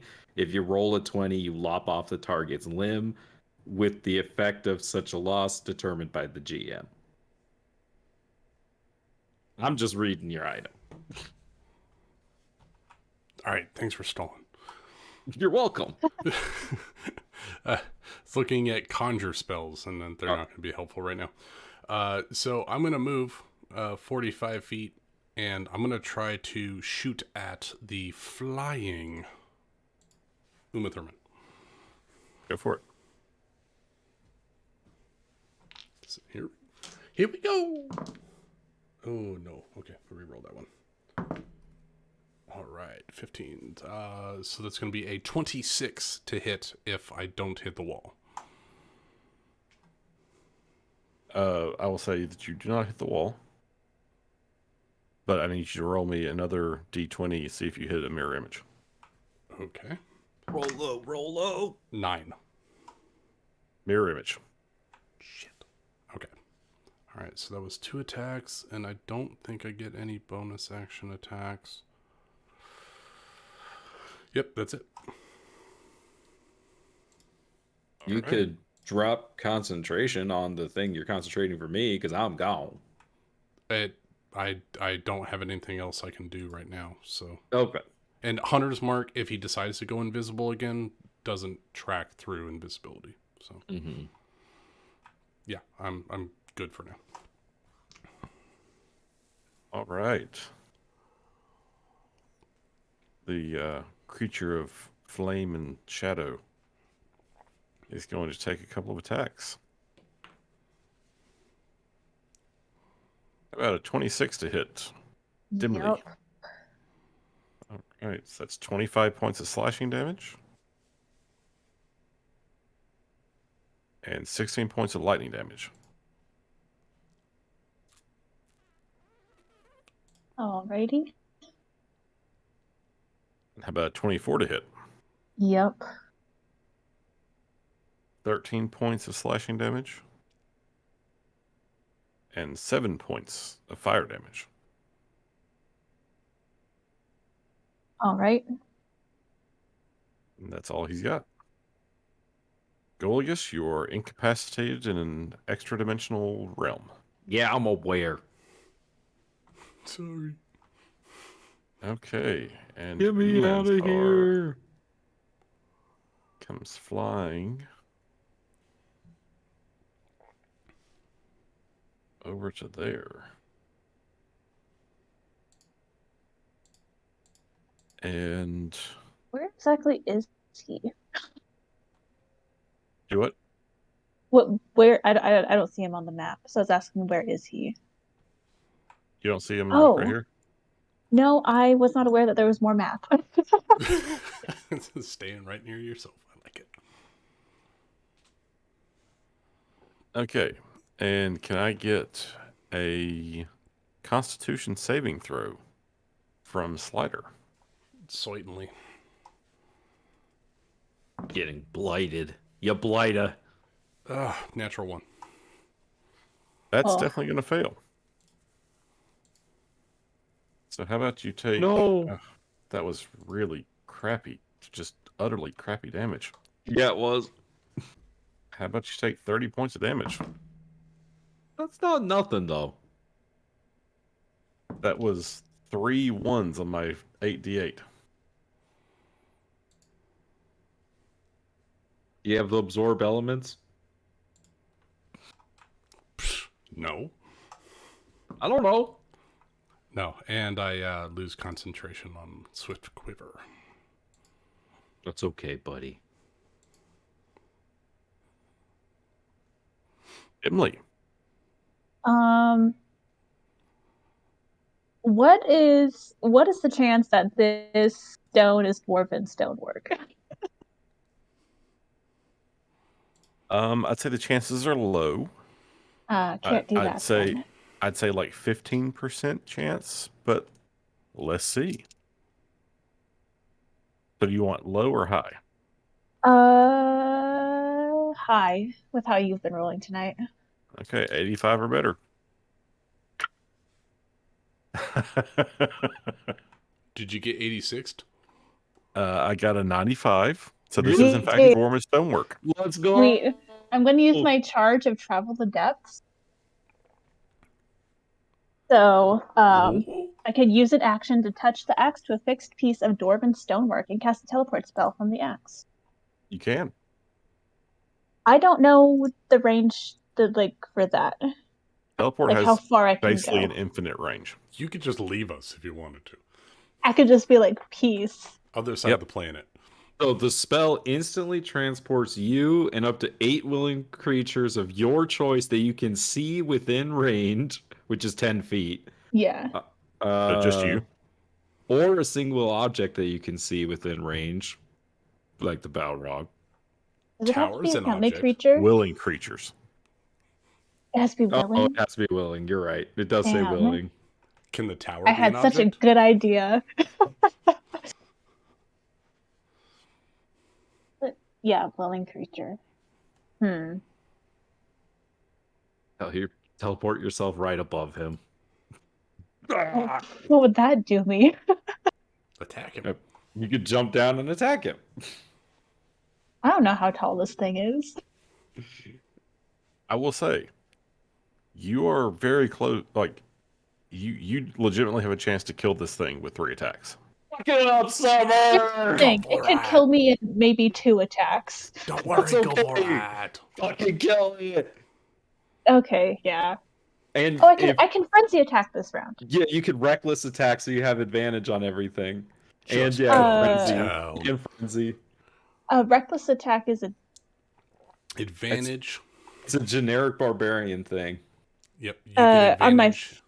And I it didn't gets even. I didn't. advantage against you. I didn't use reckless attack on my first turn. Go for it. It's your first attack on your turn. Oh, Yeah, you have to okay. choose it at the beginning. I'm going to reckless, and then you can all of your attacks have advantage. Yeah, sure. Why not? So and then frenzy attack, which is a bonus action. Yes, is 3 one attacks at extra turn. advantage. Yeah. Okay. So yeah, 3 attacks at advantage. Let's go, Summer! This is barbarian. This is 24. Dimly! That's a hit. 23. Also a hit. He's just 1 crit. 29. 3 hits. Okay. So 9, 13. Yeah, wait. What? Okay. So it's 9 plus 4, Plus right? 4. Yeah. Okay, so 13 damage from. That's what I was saying. Okay, so that's the first one. And I Yeah, need you to 13. take Can we do 13 that fire damage. afterwards? No, because got if you go enough down in HP. between swings, Oh, she's got more than enough HP for the fire damage. I'm I'm sure just she bad does. at I'm just bad at doing math while I'm doing more math. Well, you just have to subtract 13 from your health. Is that slash? Oh no, that's fire damage. Fire damage. So what is Okay. it for the second one? So By the your way, second 17 attack damage. was Is 17 damage. 17, yeah. Oh, And I then take it for how much? Okay. you Or- took 13 fire damage for the first attack. Then you take 9 fire damage for the second attack. And then another 13 damage to him. Okay. And for the last attack, you take 10 points of fire damage. And she kills it, right? This thing's on its last legs. It's not dead yet. Damn it.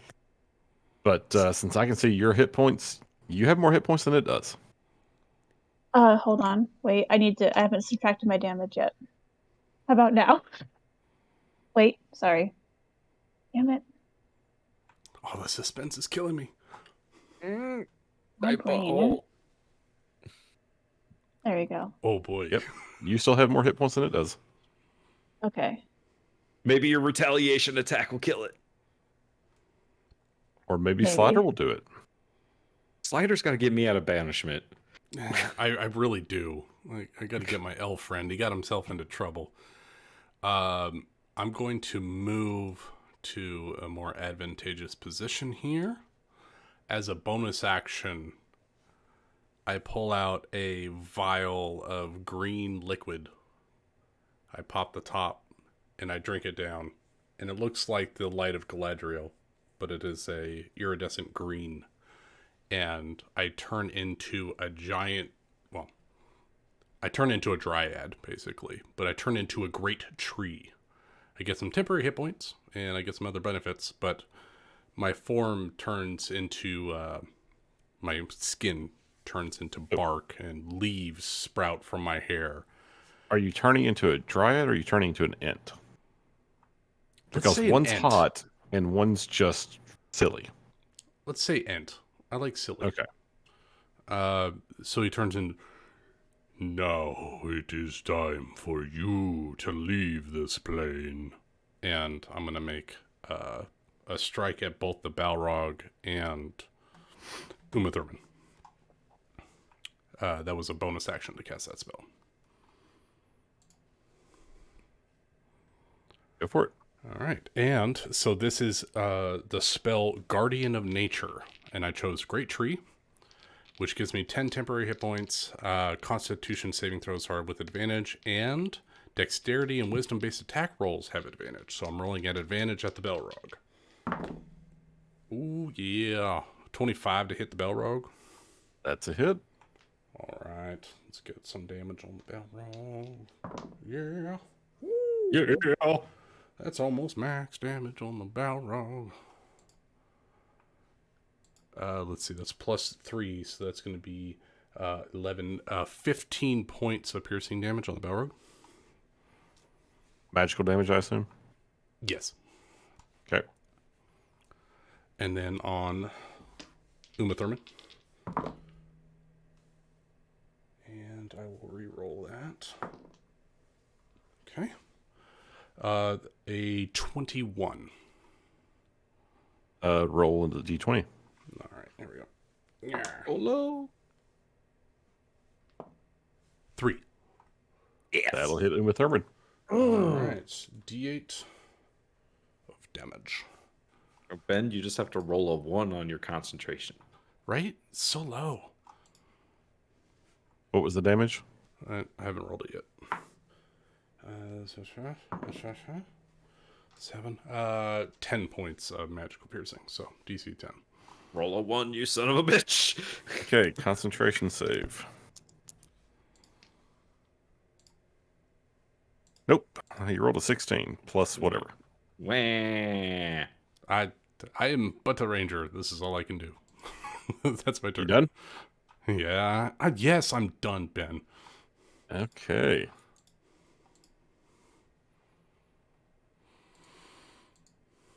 The Rog Battle is going to move right over there. Hey, And if you go straight ranger, you really don't have much going for you. No, that's why I went fighter. the first attack is going to be at Dimly with a longsword. Does a 17 hit? No. Oh, wow. First miss. And unfortunately, I can't hit him You have to be hit to because he retaliate, didn't right? hit me. Yeah. I And hate since, to be this guy, but you did recklessly attack, so he has advantage to hit you. Yeah. oh, Oh, yeah, he does. how That's about a right. 33 then? Yes. This is that time. It's like, hit me as the barbarian. You want to be hit. That'll be 24 points of slashing damage Up to and 12. 17 points of lightning damage. Okie doke. I'm going to use my reaction Go for it. to retaliate after I fix my hit points. I'm almost down, y'all. That's not 0. Not 0. Okay. Bop. Damn it. No. That is not going to hit. It is Does not. reckless carry through? Uh, I'm going to say no. By the time it's only they during that grant, turn. During Yeah. your No, turn, okay. it's not. It says That's what it specifically says. the wording says doing so gives you advantage on melee weapon attack rolls using strength during this turn, but attack rolls. Oh no, it is during this turn. Damn, Not the I was round. reading the. Yeah, that's I during was my reading turn. the end of the sentence says, but attack rolls against you have advantage until your next turn. That was the part I was reading. Ah, okay. It's like, not the oh, no. round. It says during this turn. Yeah, turns and rounds, right? So the turn is the character's turn, not the round. Yeah. Now, if it said until your next turn, then Yeah, that's it's a said different until your next turn. That thing. would be entirely different. That's true. All right. Bummer. Don't die. Okay. And now a whip attack at Slider. At disadvantage. Crap. Okay.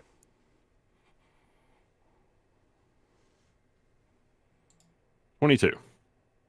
Yeah, that hits. It'll be 19 points of slashing damage. 14 points of fire damage. I'll be back in like 7 turns, guys. Do you still have concentration on something? Yeah, my tree form. Okay. Well, do you want to make a roll at, what is that, 15 DC? Half the damage. Yep. Yeah. And I have advantage because of my great tree form. Nice. I got a 17. Let's go. Okay, so that's a, crap, what is that? That's 20, half the damage. 33. 33 half to 16. Is 16. Yeah, Yep. he's good. I'm good. Okay. I need you to make me a strength saving throw. That I do not have advantage on. All right. Oh, but I'm a ranger, so that's a 21. And you succeed again. You can't move the tree. All right, Goligus. Mm-hmm. Umensar. I hate you. You know, after like 45 attacks on a turn, I don't feel bad. I did get enough attacks in for quite. I put a few in the bank for these turns. Oh no! No, You it's fine. It's fine. stop. Trust me. No. I'm I'll at be. full HP. No, And I'm it's just. okay. It's okay. Trust That me. works. Okay. And once again, I need actually I need 3 Constitution saving throws. From me? One from Slider, one from Dimly, and one from the Rock Bow. Rugbow. I'm good at con saves. All right, I have From it. Angerband. 17. I have advantage. All right. Well, shit. All right. Oh, wait, that's hold a on. that's a 10. Okay, 10 fails. 17. Are you sure you don't have advantage or something on that Constitution save? I have She a has plus advantage. 11 to con. So con saves. She has a advantage on dex saves. No. I have advantage on any strength checks and saving throws. You get dex saves from Danger sense. danger sense. I do? Okay, so you Yeah. definitely don't have advantage on a con save. No. Okay. Then that's also going to be a fail. What the hell is the DC on this? I failed an 18 DC. That was for charisma, though. Well, it's spellcasting Spell save. DC, so. They're all going to be the same. Okay.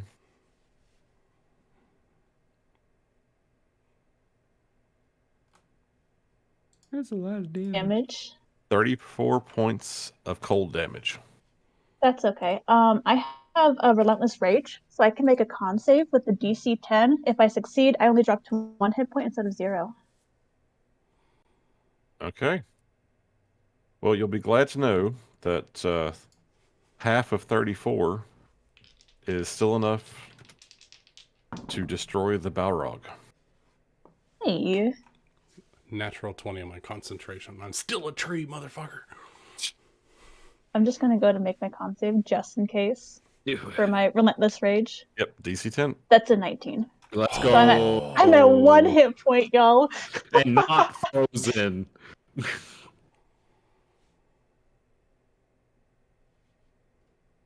Holy The one shit. person that can do a lot of ranged damage is not here. All right, Dimly. Your axe at him. How high in the air is he? To get all you guys in that cone of cold, he basically had to hover like just above the ground. I need to. Oh no. What's the throwing range on my axe? 20 feet Is it the is same? your short range, but you can move. Okay. You'll be at I can move up to disadvantage, I here. think. No, if she gets there, she won't. Mm-mm. You have 30 feet of movement? I have 35 feet of movement. Oh, He's a barbarian. Extra 10 feet of movement. That's right. Yeah, because of fast movement. Fuck him up! Yeah, I'm gonna throw my axe of the dwarvish lords at him. All right. I want you to describe this. I'd like to think of it so like Dimly grabs the axe in both hands and kind of swings around in the circle, kind of like a shot put, and then right at him. So as you throw this axe, once it Oh, and I'd like crosses... to reckless attack. Absolutely. And once it crosses 10 feet, you lose your vision. God damn it, I forgot about that. Right, you go blind. You still feel the axe flying through the air. Okay. Let's see if it flies true. Now has advantage, and that means I can't make my extra attack. Well, when does it come back to you? Comes back right away, End of your right? turn. Oh, does Oh, it come back? I don't know. It definitely Dwarven does come Thrower back. was the end of the turn, I think. Nope. That- Immediately after the attack, the weapon flies back to your hand. Oh my god, you're, Okay, so I you're can make losing your both my sight and gaining attacks. your sight and losing your sight. That's oh my god. amazing. All right, so here's the first attack. 32? That is definitely a hit. Would you like to roll me a Or- d20 for the? Oh shit, Mirror I forgot image. about Your that. images. Oh my god. There's still what 2 mirror images left. That hits a mirror image. Net Okay, and I 20? still want to know. Okay, it was because it's a 1d10. Like you consistently roll better damage on your one-handed attack. My one-handed is 1d8 plus 7, and then 1d10 plus 7. You I'm just just bad at roll rolling shit. d10s. Yep. But luckily, you've destroyed his last mirror image. I thought there were still 2. Get me back. I think I took Okay. out the other ones. Oh, okay. And then since the axe immediately comes back, It sure I does. make my. Oh wait, no, I have 3 attacks. What am I You have talking your about? I'm second frenzied. Yep. Here's my second one. 25. That's a hit. Same damage as last time. That's 12. And last attack. I'm just gonna say one good attack, and you can kill him. How's that? 19 damage. How would you like to describe your kill? Yeah. I'd like to say, like, Dimly takes a second as his sight comes back to him, as like the axe comes back a final time, and he really just heaves this axe, and it just slices right through Uma Sermon's neck and just decapitates him. Awesome. And as Uma Sermon, as this axe flies through the air, spinning, and it looks like it might just miss, or that maybe the haft is going to hit him instead of the blade, it spins almost magically fast and cuts through, just cleanly slicing the neck. And the body hovers for just a second as the head sort of topples. And they both collapse to the ground. And out of nowhere, Goligus appears again. What did I miss? And dimly looks at him and says, "That's 4." That still only counts as 1. Actually, you killed both of them. Fine. 2 apiece. I go over to Dimly and cast Cure Wounds on them with some elvish medicine that I learned from Elrond and the High Elves over there. You mean Rundle? Yeah, 14, 22, 23 points of healing to Dimly. Much appreciated. And I'll be right back.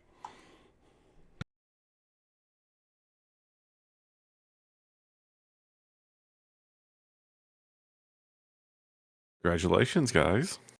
We did it. We did that with an hour to spare. You killed Umansar and a Rogbile. Was that so that was a Baylor. Was that an Archmage? I just found a reasonable spellcaster that I liked and buffed it a little bit. Oh, okay. Well, that was fun. That was fun.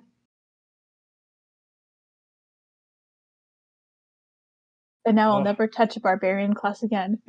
Well, now that you know Come how to on. play it. If you There's so guys- much more to keep track of. If you guys had a like a healer in the group, and especially like I forget how it was that Lucas did it, but he had somehow like resistance to fire damage, or maybe it's just resistance to magical damage too. Oh, It's you're like- talking about Cognar? Yeah, he was because he was the Path of the Bear totem, so he had half damage on all damage that wasn't Except for psychic. physic. Yeah, except for psychic. Yeah, it was ludicrous. So, like, you would still be at half health right now if it wasn't for that. Mm-hmm. Yeah, Or if you'd gone that path. I then tanked very well. yeah, and then we paired it with Ben, who was a life cleric. So that was bonkers because Ben could heal like crazy, and then Cognar could take damage like crazy. And then it was my job and Amanda's job to do all the damage. I had a really sweet deal worked out with Ryan where it was like I got to be a life cleric, but I kept just enough of my original war cleric to be like effective in combat. And that was where we worked out the rule about like I didn't have to prepare spells except for my highest level. So whatever like lower level spells I need, I just had. Which is possibly the best thing about playing in Ryan's games. I mean, aside from, the awesome world building he does, it was just not having to try to be the guy who prepared like all the right spells every time. No, that's why I like playing wizards. I like preparing all the right spells all the time. No, but it's crazy to have to pick from like your list and then be like, oh, well, I thought we were going to be fighting undead today, but we're not. So these 3 spells just are useless now. That's what makes it exciting. That's why I'm happy playing a bard, because I can just, pick some spells. I can change them out when we level up, but still, like, I have spells that do everything. And then my paladin spells I change out sometimes. You mean smite slots? So I have now figured out that because initially I thought I was just going to have you guys fight the Baelor. And it turns out that would have been ludicrously easy. Yeah. Even though it's in theory a challenge rating 19 and you guys are only 17. So like that just wasn't a thing. Glad I put the spellcaster in there. I'm pretty sure I could 1v1 that thing and win. Oh, actually, hang on a second. I did forget one piece. Also, if I was the dungeon master, no way that teleport takes an action, man. I am teleporting and attacking. Fuck that shit. True, but the way it's laid out, it says actions. I know. I looked it up because I was like, is that really how that works? And you're right. That's exactly how that works. But I was like, if I'm dungeon mastering this thing, nah, that's a bonus action. When you're playing against Nick, you have to make sure that all your monsters get 13 extra actions every combat. Oh, here's the thing, though. That's what they need. They need mobility. As it was written, I forgot one very important thing. When Umansar killed the Balor with that cone of cold. Oh, it has its death throws thing. Yeah. So, Summer, do you care to make me a DC 20 dexterity save? Yeah, of course. With advantage because of danger sense. Yeah, with advantage. Yeah, at your previous hit sense. points before I gave you them. Yeah, at your 1 hit point. Yeah, my 1 hit point. Let me change that for you. Let's roll a dex save, you said? It's a dex saving throw. Has a 16. Okay, so that would have failed, so you would have taken 65 fire damage. So it just would have been down. You would have been bleeding out. We would have saved you. I would have been fine. Yeah, you would have been fine, but actually, I could have. If I read Relentless Rage correctly, I can keep the DC increases by 5 each time you use this after the first. So I could have just made another con save. Let's see it. Relentless Rage. I made it. Hell yeah! Yep, you're back to 1 hit point. That means he's still dead. So you're like on fire and burning, but you're still going. I'm just chill. And then she's throwing her fucking axe. And throwing the axe. I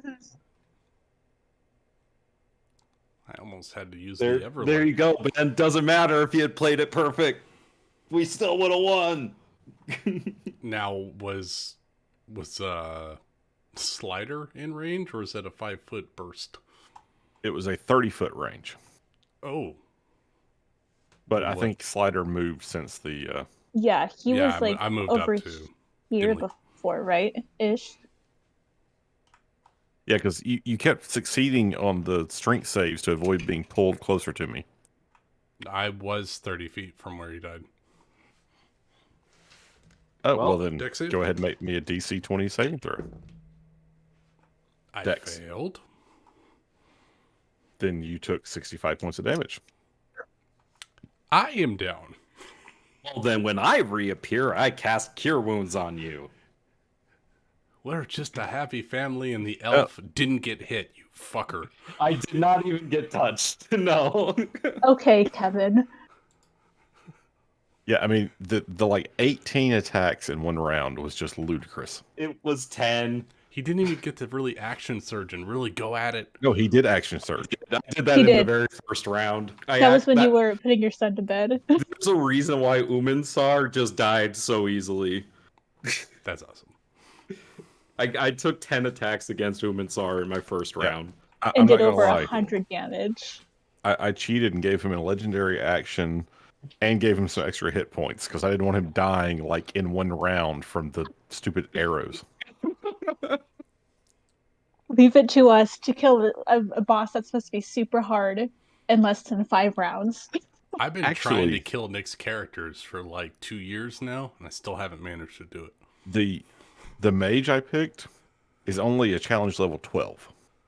Yeah, that's not high enough for me, Ben. You need at least. So he was substantially easier. But I figured the main challenge here is the Balrog. In fact, the way I kind of had the story playing out in my head was he was going to just summon the Balrog and then just GTFO.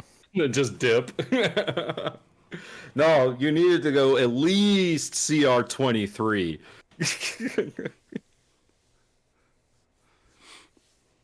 Although I have to admit, I'm happy that your one like epic item you guys got was the Axe of the Dwarvish Lord. That's just fun. That was That's awesome. pretty badass. We wanted Summer to have the best opportunity to be the best dwarf she could be. Be right I, back. s- I think my favorite part though is that she has a sour stench. Oh, she smells like old beer and I don't know. And BO, she Yeah, smells like dwarf BO. She smells like Bureau. Hey, There, I was very tempted to make the detrimental property instead of you're blinded if your axe is more than 10 feet away from you. There's one that says you can't smell. oh, you're I just was immune to really your own tempted to BO. make it that you have the BO, but you can't smell it, so you always think that He people are lying doesn't to you. know. He's just like, what the fuck are you talking about? I smell fine. I smell nothing. I don't know what you're worried about.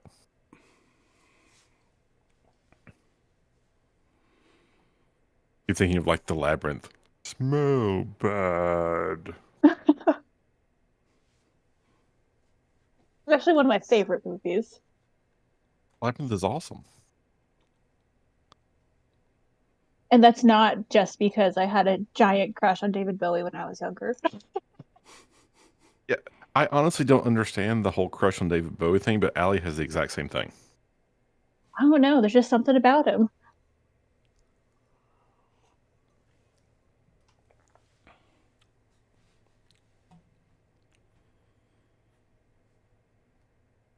Okay, Summer, are you looking Yes. at Discord?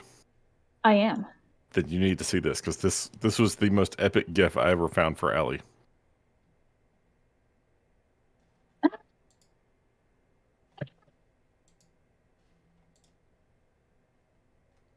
Thanks. I hate it. It's supposed to be a children's movie. I don't know, man. The Goblin King is way too creepy to be considered a child's movie. Considering that Sarah is like 12 and he was like, Sarah, marry me. And she was like, no, fuck Is she you. actually 12 or is she supposed to be more like 16? No. The character Sarah is like 12, anywhere from 12 to 14, I'm pretty sure. Then yes, that movie is much creepier than I remember. Oh, wait, At least no. in that one Oh, aspect. she's 16, but that's still creepy. I mean, that's still fairly creepy, but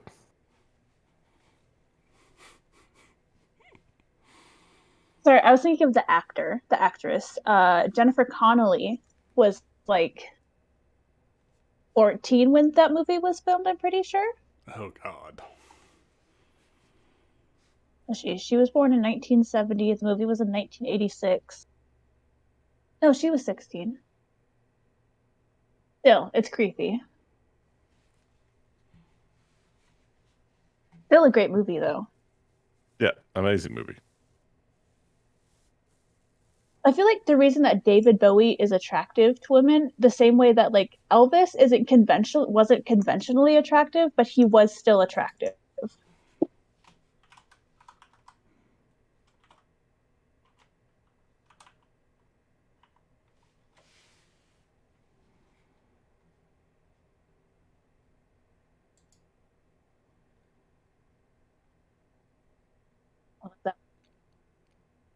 I have returned. What are we You talking missed all the about? discussion about Labyrinth. We slowly slipped into madness.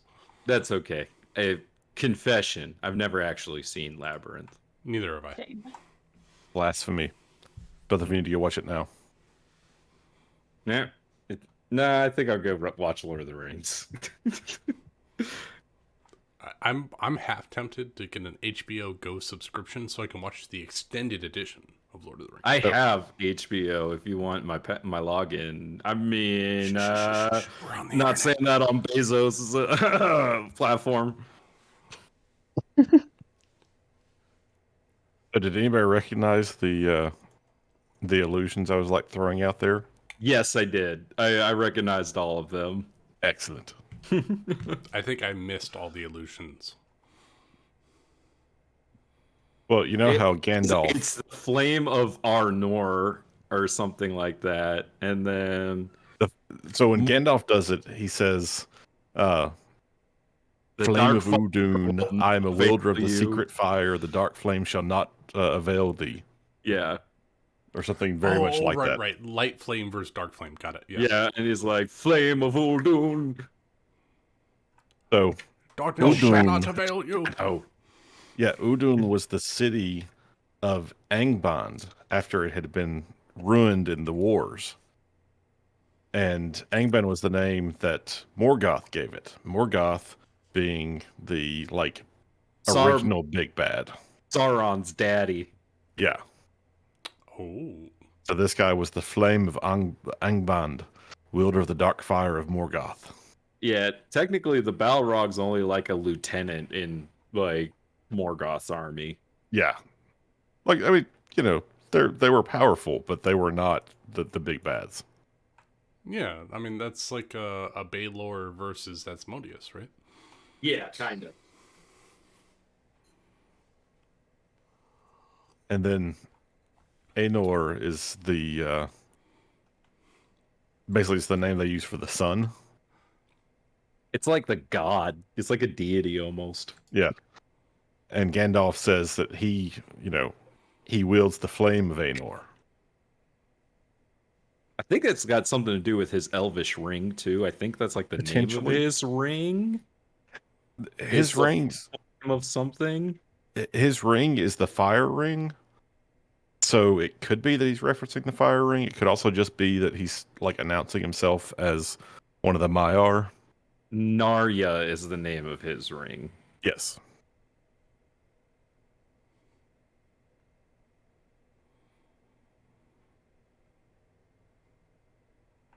Just so you all know, I wasted a feat on healer for that whole combat.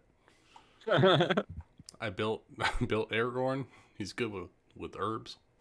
It's true. Dimly needed it. I didn't. Apparently, he didn't. Now, if the fight had gone on any longer, then he definitely would have. Your I had so leadership many spell got us. slots.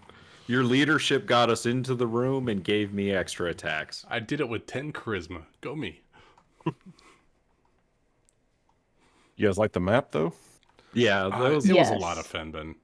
yeah. The map looks really good. A lot of open space, Yeah. which is I like- both good and bad at the same time. I felt like if Saruman was going to have a throne room, you know, it was going to look something like this. Oh yeah, for sure. I was kind of hoping someone would get kicked off the top of a tower, but I enjoyed I was hoping. So I had a bit of a plan, but I didn't want to waste actions on it because I have intimidating presence. So I could have potentially frightened this dude and maybe scared him off. Or Frighten the if Balrog? yeah, That would have been awesome. has to make it would have had to make a wisdom save. Are they immune to fear? Let's see. don't know. Baylor. Are they immune to dwarves? Or They are not immune to being feared. although with how I mean, Ben They're was just immune to rolling, being poisoned. I wouldn't be surprised if he made the save because it was only a DC 14 for a wisdom save. yeah, saves for barbarians need to be fixed. Or if there wasn't that little bit of teleportation where it had to be willing, I would have just teleported both Gimli and the Balrog out the window. That would have been awesome. Oh, you should have just done it anyway. No, then it would have just been Gimli gone. I know. It would have been funny. You know, with my intelligence score, he probably could have done it without actually like thinking about it. Hey, if Iskari has proven that just because you have a low intelligence doesn't mean you have to be stupid. Sorry, can't read. Doesn't mean she's stupid. Well, it really depends on your definitions. You know what? You're right. You give me a definition and I'll chop your head off. Valid. I'm just saying, I like my dwarves like I like my pancakes, light and fluffy. Send them out the window. We can dump Saruman's body out the window. I'm game. We search it for the keys to the tower and all the treasure and then throw it out the window unceremoniously. Unfortunately, Umensar has no treasure. Not He even has a a seeing stone? He's got a palantir around here He somewhere. has a staff and he has a palantir. If you guys want to use the palantir, go right ahead. I'm going to fucking go for it. Oh, we've got a Pippin. And he manages to knock a skeleton down a giant well. Fool of a took.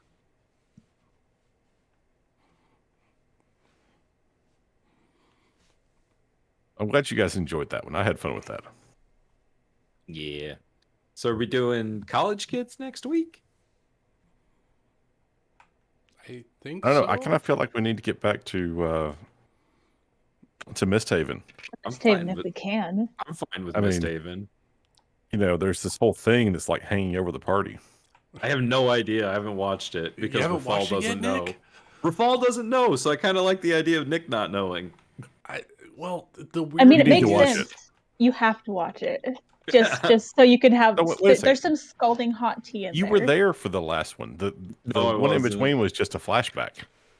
Yeah, I was there for the last one. I wasn't there for for our You little weren't there for the date a little episode. carnival the flash. session. Yeah, I wasn't there I mean, for that. You need to watch that one just because it's fun. Okay. You have to watch it to see Agrimar make a successful performance check. Did I? Yeah, you were like a 16. Oh, that's very good for Agrimar. Agrimar was busting a move. No, He no, made- no. he made a there was no successful music perform- playing on that one. I mean, Yeah, he I made a heard successful performance check, That's but then what I he heard. really, like, utterly failed his charisma check. I gave an ultimatum, and I'm waiting to see what happens. I'm so confused. It was really fun. Thule led like a whole square dance thing. All right, Hot Night Joe. I'll have to watch it. I think we can set it up this way: that Zara and Callum had a really excellent first date, and Thule and Agrimar are never going to communicate effectively and never get laid. Thule is. I'm trying to. It's like a mortal trying to have a relationship with a god. No, That's no, funny. it's more like just I don't even know how to put it. Someone who's really bad at romance trying to talk to someone. Yep. And someone who's just really bad at talking about their feelings, talking to someone. And both of those are Lucas. Yep. Well, I TLDR mean, on the Thule and Akamar situation. Thule basically ghosted Akamar. but he probably deserved it. No, Oh, he didn't? no. I Well, thought it why'd was you really ghost him? nice about it, but it could have been a little aggressive. I don't know. Did she break up with you? No, left me. No. She ghosted me. She left me on read. Yeah, she left him on red. Akamar gave her a choice, and she said, "Let me think about it." And it's been like 10 months since Yeah. then. Oh my god, Thule. That's I mean, to mean. be fair, she was planning And then your arson. boyfriend came back and He's fucking not her boyfriend. he's a fucking They were ex-boyfriend. they The were ex friends with comes benefits back. at best. The ex comes back and you still have no answer. Oh, this is awful. Oh, and the better part is the ex comes back, she has no answer, and then she makes him spend all kinds of money making She armor for didn't the make ex. him. Akamar He made that did it choice by on his own. himself. It's true. That was his own damn choice. I've still You know, got you plenty say of money that. to do shit too.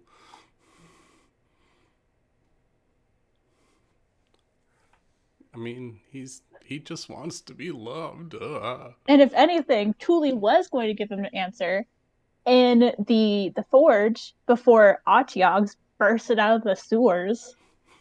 Damn it, Ryan. And now we're down in the sewers again. And now we're down in about, the sewers, and about to go Akamar. fight an entire regiment of dwarves and their princess. And Agamar invited Thule to dinner. That's where we left off. Yes. And Thule is like, "This is it. This is where I Did give you him my ask her answer." to marry you, and she was just like, "I need to think about it." No. Oh. Did you? I gave you the ring, but I gave a lot of people rings. I'm just what You did gave her a fancy ass ring compared to It the was a very platinum fancy-ass ring. ones. what is it that Thule needed to think about? That's what I want to know. So It's kind If of only timey Agramar wimey. had come to Callum for advice on rings, then you would have Mara seen what a lost fancy her ring ring. was. Yeah, pick up a ring off of a dead guy. But basically, so Akamar, what they were sharing like cider or something, right? Mm-hmm. And Akamar laid two items on the table that they were sitting at. One was it's like a masquerade mask that looks like a leopard, right? Snow leopard. Yeah. Snow leopard. And the other was a red scarf. And he said that the leopard mask represented how Thule currently was, how she kind of hid from like Hid behind a mask and was wild yeah. and free. And then the scarf was representing her commitment to Agamar. And she said, "Let me think about it." So you two aren't even like exclusive? It ain't no thing. Agamar's just continuing on his path. No wonder Agramar's thrown himself into his work. I No gotta do kidding. something. He basically got dumped. And then at the end, near the end of the session, Thule and Kevin talked, and Kevin Oh no, said, that was heartbreaking. "Oh, Oh that my hurt me God, so I was- much." Kevin said to Thule, "You're a really great friend, and I trust you." I trust And you then deeply. Thule went in. Deeply. This was before, yeah. She cared that she trusted her deeply, and that was before the whole fire fiasco. It's like 6 months And that's into why the Kevin downtime. was so upset. Kevin's pettiness has been one of my favorite things that's come out of that. I Well, it turns out it's not after so that much RP, petty. it's not petty. It's the genuine emotional damage. I mean, that doesn't make it any less petty. It might be justified. Doesn't make it less basically petty. did what Marauder did to Kevin without killing somebody in the process. Yeah, well, he's dead. She could get over it. No, I'm kidding. He's dead, and now Thule is wearing some of his clothing. And she's Oh, wearing yeah. his ring. Big whoop. Hey, I'll have you know, I crafted that ring specially Off of the dead man's body? Just a feather. Yeah, it was just a feather. There was no ring aspect to it before. Does Kev still have his finger? He Quite still possibly. has a piece of him, I think, yeah. I'm pretty sure she cut off one of his fingers. Yes, that's what you used to scry, remember, to see if he was still alive? Oh, that's right. No, I used his eye patch because Oh, Julie was that's wearing right. it. I need to see art of Thule in an eye patch. It's hard. I can Photoshop it real quick. Yes. Give me a second. Hold on.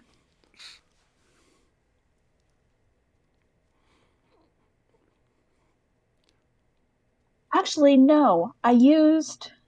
Hold on. Let me. Actually, found something earlier. The same website that I used to make Blythe's character art. hmm There's just other like little customization things that you could do on there, different character makers. I made one of Thule with the eye patch. However, I don't like how it looks, but I'm gonna send it anyways because she's cute, That's awesome. and I love Thule. Look at that. Oh, Oh, See, she looks cute in that one, and then like she could kill you in her actual character art. yeah. Crush me with her thighs. Yeah, I was gonna say overall, very hot. is there any better way to go? Nah. Nope.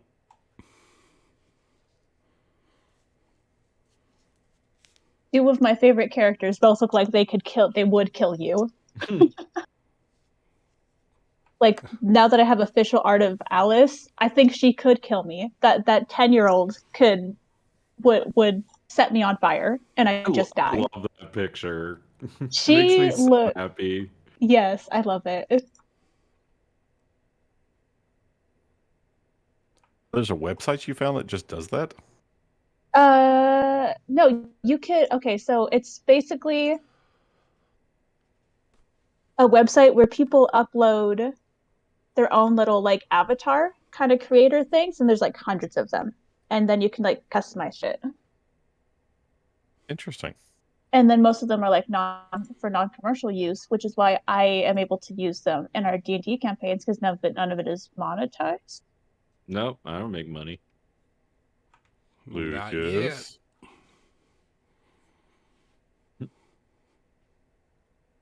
I see you be streaming League of Legends. You're gonna get there eventually, Nick. No, I suck. Yeah. You have to be good at it. No, you just have to be entertaining. I'm I'm not lucky that either. because Allie has a friend who, like, is an artist professionally. She's the lady who did my Callum picture and my Grimender pictures.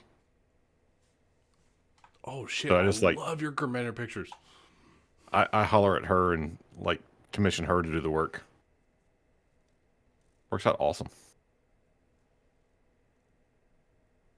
Well, I'm hungry, so I'm gonna go eat.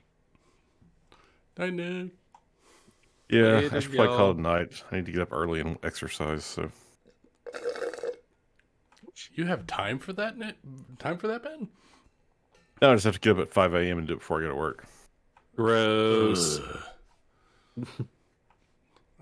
I have Later, to get y'all. up at This was 5 a.m. fun. to go to Oh, work. it's very fun. Great job, Ben. Yay! Night, everybody. Bye. Bye. Bye.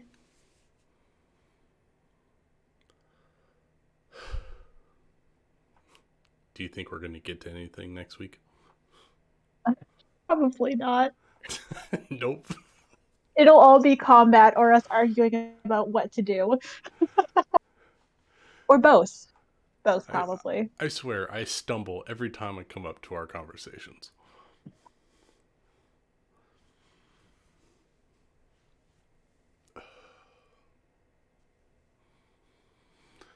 I feel like Thule and Agmar are just not truly meant to be, but damn, they're trying their hardest. I think that's what makes them meant to be, is that they're trying harder than anyone else to make it happen.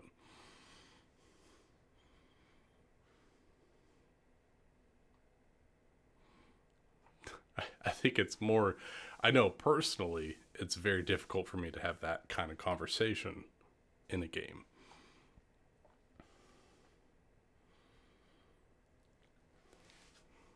It's the opposite kind of for me. It's easy for me to have those conversations, but because it's Thule, I have to role play like it's not easy to do that. Because Thule doesn't want to talk about her feelings. I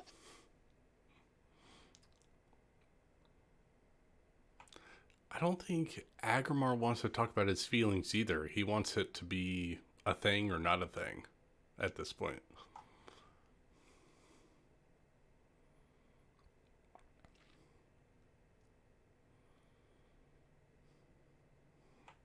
He's like, just make a choice already so we can move on. It's okay. Thule has her choice made. She just hasn't had the time to tell him. Unless she just shouts it in the middle of battle, like, hey, by the way. That might be all the time we have. Probably. That's what he did right before we went into the Arboretum. He gave Thule Right. the ring, right? Which is weird in the timey-wimey aspect of this kind of carnival we did. Yeah. But I think it still stands. Yeah. I still thought that was a great moment. He gives her the ring. She gives him our fucking bardic inspiration, winks at him, and then just fucking runs in. I thought that was great. It was great. And then Agrimar died, and then she almost died. It was awesome. It was just back and forth death, and then we murdered two men that were fucking bound and couldn't do anything. And then Kevin and Callum sneak off into the night and have love. That's great.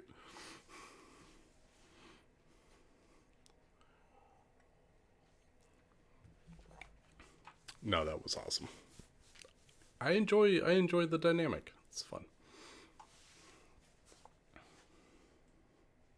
It is fun. Who knows if at the end of the campaign they'll have like a happy ending, but they can hope for it.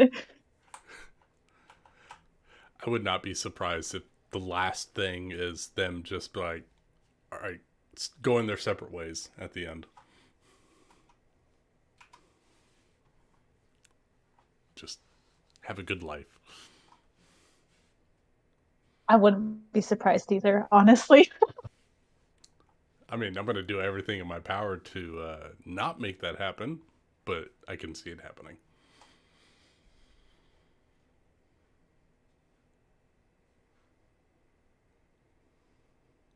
I think it's kind of funny how like considering if we like retcon the timeline with the carnival thing, which we had to do anyways, like Julie figured out her shit with Agmar, and now Nari's gone, so she can't figure that out.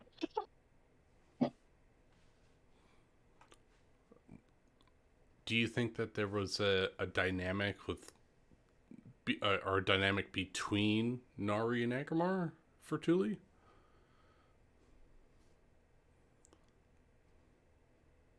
Well, so Thule thought before Nari ever showed up, because of how Agrimar talked about her, that they were like together.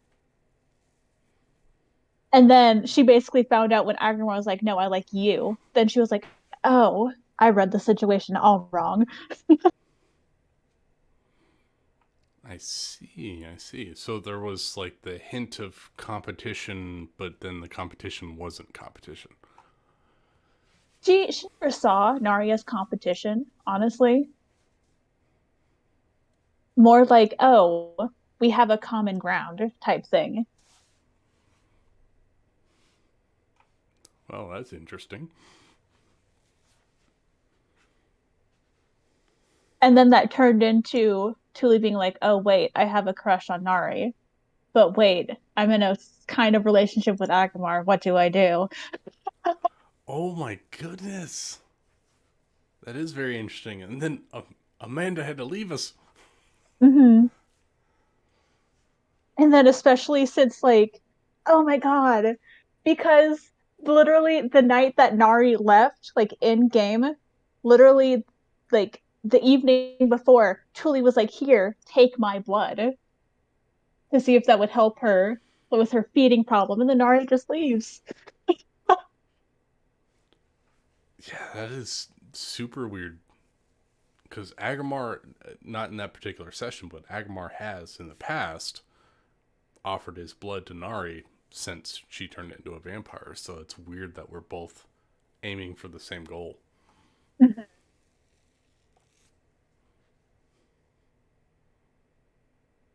I guess kind of the same goal because Tuli doesn't think there's anything to fix about Nari. Because vampire Nari is the only Nari that Tuli knows, so she doesn't think there's anything wrong with her. But also, Tuli's morals aren't really. They're kind of non-existent. Right?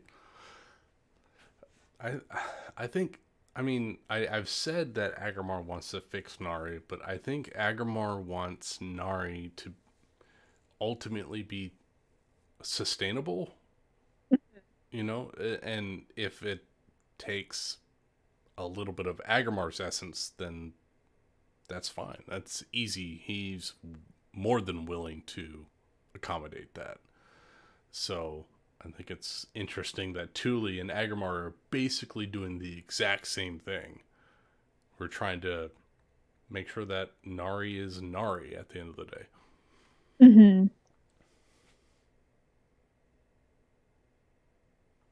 I wonder if that's a thing. Nari, Tuli, Agamar. Who knows? I don't think we'll ever know.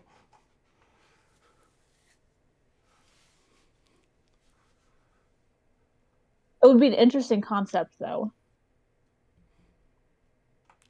I mean, Agamar, I talked to Ryan a little bit about this, but if Agamar gets high enough level, I think he might have the ability to grant eternal life to someone.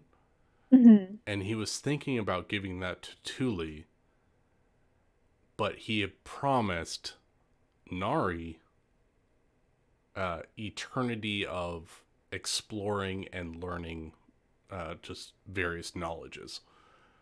So there's the possibility that Nari stays a vampire, but Agamar gives Tuli, if she wants, eternal life. That's actually pretty cool. So there's a possibility, because I wrote up the first time that the three of us went to the temple, the plane shift, and, I think it was. Yeah. Right after the hot We tub. had. Yeah. Kind of a shit show. Oh my god, it so was.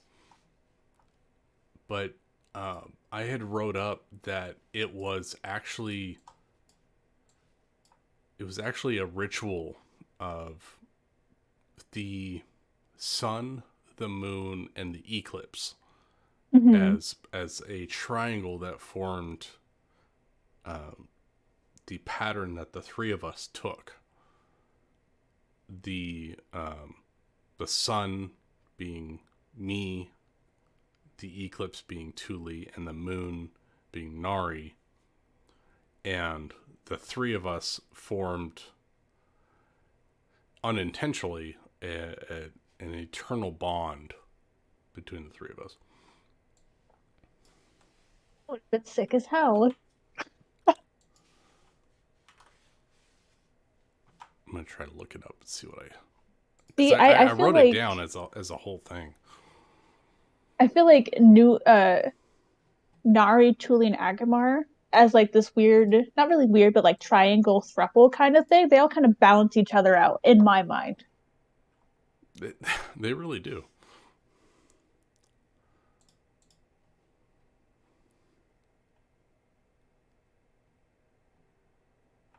I got a lot of notes. Oh, it looks like I got rid of it, but it was I called it the blood mist vision, 3 are needed: the sun, the moon, and the void. The sun is Agamar, the moon is Tuli, and the void is Nari. And those were the components needed to go to the temple that I had on Daganata. So like, okay. So what exactly would this like eternal bond have like entailed? Like if one dies, all of them die type deal, or like Well, so Agamar was the guardian of this cathedral, yeah. which is the library of great knowledge of basically all known magics. But it was also, he's also the guardian of a piece of a device that could the device controls an army of unkillable soldiers. Basically, a multi-dimensional army that could wipe out everything. So he's a guardian of the piece of that. Mm-hmm. And what he was going to do was talk to Tuli, who's very interested in knowledge. Both Tuli and Nari are interested in knowledge of everything. And Tuli and Nari are both successors, or someone who could share guardianship over that knowledge. And so he was going to approach both of them to either be co-guardians or successors to himself of guardianship over this knowledge and over this potential devastating weapon.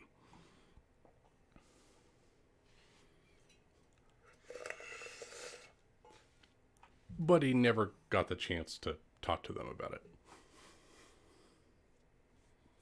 We got bodied by Atriox. Yeah, and we did. I almost died there. A lot of us almost died there.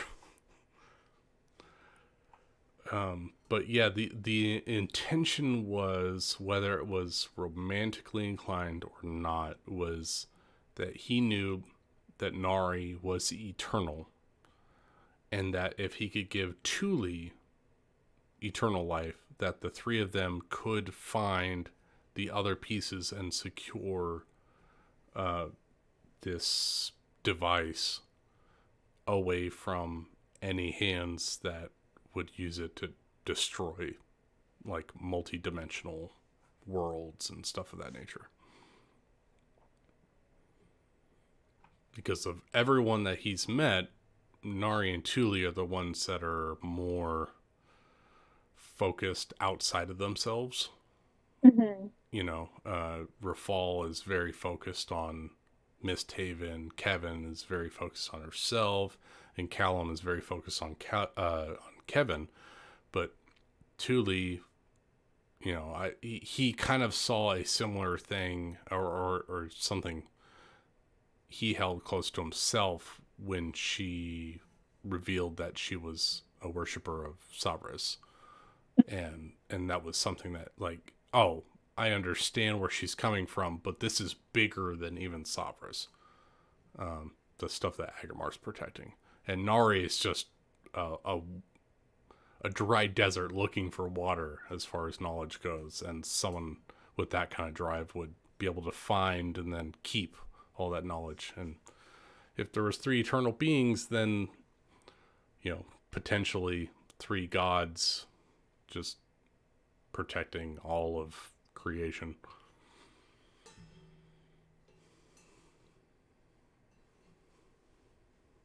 Sick, honestly.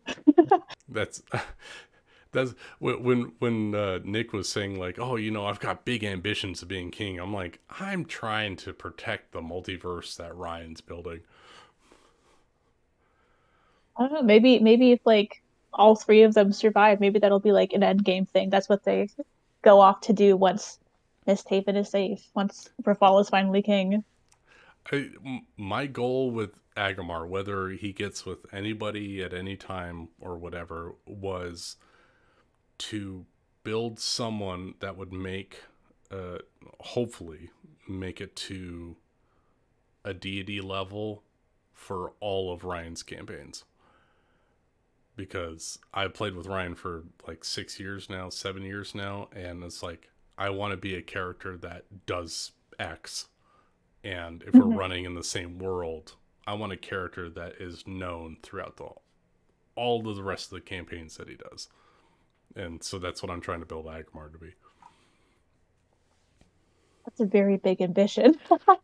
And I'm not very good at it, but I'm trying my damnedest. I mean, I think it's working out pretty well so far, considering that apparently the party is destined to be god slayers and then become gods. That's the thing. I mean, we could become gods, or we can be the ones that are protecting the gods, right? Like, that's what Agamar's thought is. He's like, he holds one of the keys to a god-killing army. And if he can get people behind him that are as strong and as wise, then essentially they are equals to the gods because they are protecting the gods. So why couldn't they be? And I wrote it, and I didn't. You weren't even in the campaign, or Tuli wasn't in the campaign. You know, Ryan gave us the three gods. Was it Sin, Feror, and the other one? Shit, the three gods. Yeah. And I was like, what if Agmar, Tuli, and Nari are those three gods, or you know, a version of those three gods in the future? Knowledge, courage, and power, right? You know, the courage of Tuli and the knowledge of Nari and the power of Agmar. I was like, I could see that happening, and I've been kind of directing Agmar that way ever since I saw that.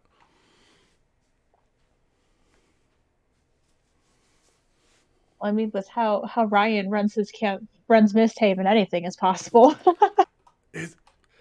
It certainly is. Yeah, he's all over the place. But I don't think that. I mean, like Agmar told Tuli in the carnival that no matter what, he still feels the way he does for Tuli.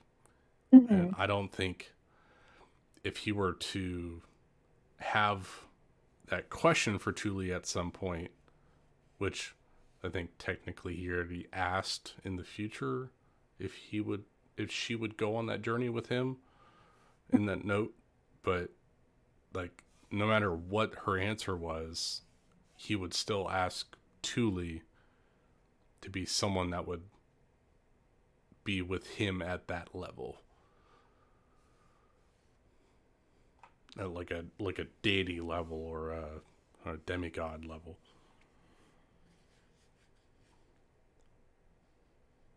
That's a lot of trust, man. It is, but That's a lot of trust for someone who's not very he's trustworthy. Or I guess I wouldn't say that Tuli is untrustworthy. She's unpredictable. yeah. But if he thinks that perhaps, I mean, again, it could be misguided, but if Tuli is the personification of courage, then being misguided, it doesn't mean anything. The courage to act on your own thoughts is far above what other people's opinions of you are, right? Like that's the highest level of courage. So why wouldn't Tuli be the perfect fit? That's where his thought is. It's like, oh, yeah, it makes sense. Like Nari, Nari's with all of her you're right. imperfections, right? She's a vampire. She questions everything, and she's impulsive. But her knowledge will outgrow anybody that's alive. So why wouldn't she be the perfect person? That's funny because when you said Nari, the first word that came to mind was impulsive. She's impulsive, but with impulsiveness comes knowledge of learning from your mistakes, right? Hmm. So Nari, out of everyone, has made the most grievous and life-altering mistakes, and she's And she's gained learned from knowledge. them. Yeah, she's learned from them. So that's where like Agamar is like, I don't care what Thule says as far as a relationship is concerned. He still thinks that she is the best fit.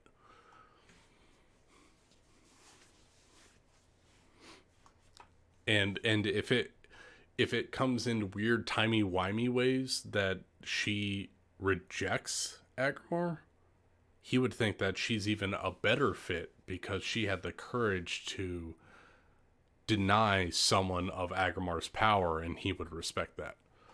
Hmm. So that, I think that would, as far as like we come to the future and helping Vale or helping Thule wherever she is, it wouldn't have changed Agamar's opinion. So it still fits because he's still thinking of her in that elevated state of godhood or demigodhood. Like, she's the personification of courage. I mean, she burned down part of the city in order to save someone who hates her. Like, that's courage. Right? Yeah, she burned down buildings to make someone who trusted her hate her, just so that person didn't die. Exactly. That's the personification of courage, right? Going against people that love you in order to save their life. Agamar respects that, and he acknowledges that. I mean, he's got a crazy insight and perception, so he knows. He's like, I can see what you're doing. And so no matter what Thule does, that's where he sees her. And so he just hopes that it's something else. But if not, he still thinks that she is the personification of courage. And quite frankly, Rafal is personification of cowardice. He's hiding behind his name. Yeah, he may go and kill people, but or defend Misthaven, but that's cowardice. He's hiding behind his mom. He's hiding behind his legacy, and that's weakness. That's not strength.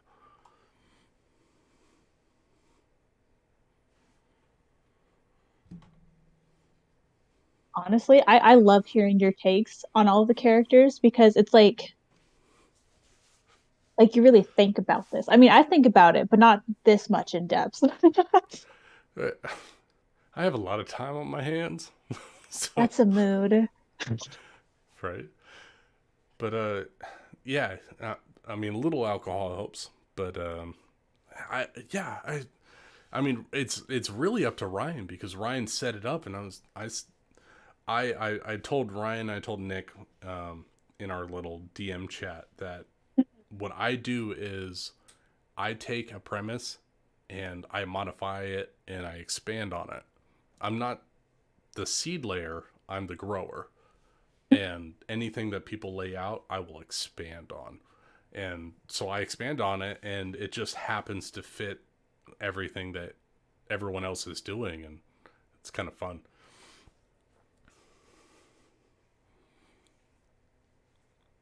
I mean, I think it would be really awesome for the trio to actually be like, if Ryan would allow it, for them to actually be gods and like, I guess a family would be the term, of Thule and Nari and Agamar, at the end of it. But I don't know. It's up to Ryan.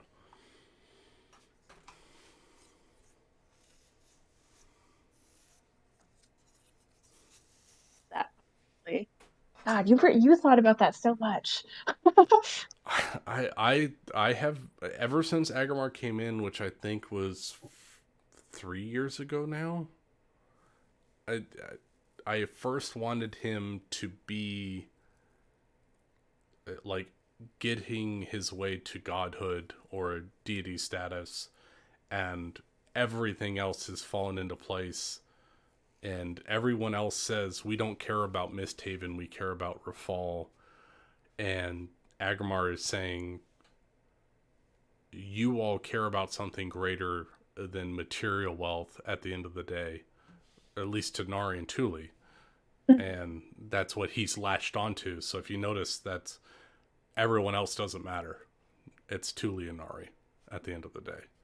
Rafal, he wants Rafal to survive, because if he has a kingdom, or if he has a temple there and his temple thrives, then that's more power to him at the end of the day. But he wants these people that inherent aspects of existence that are not material, because everything Tuli has said is immaterial. You know, it's love, it's freedom, it's courage, it's fighting fights you should never be in.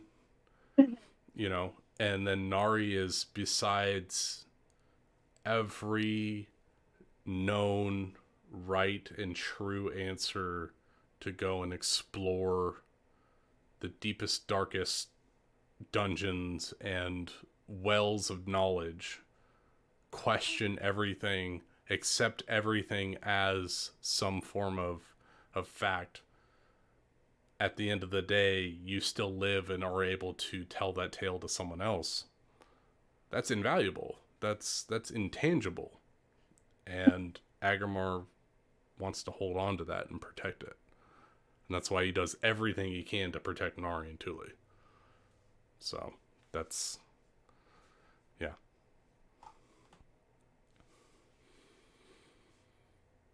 That's actually really interesting, because I feel like... What? Is she watching? Don't worry about it. Or is she just replying to David Bowie? Thanks, yeah.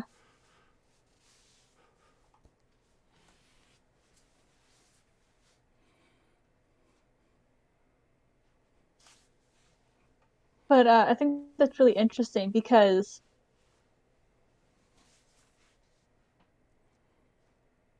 I lost my thought. I lost my train of thought.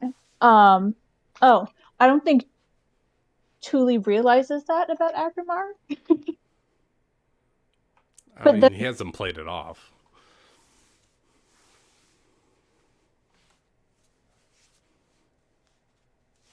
she's not very perceptive, let's be real. Doesn't she have a really good passive insight?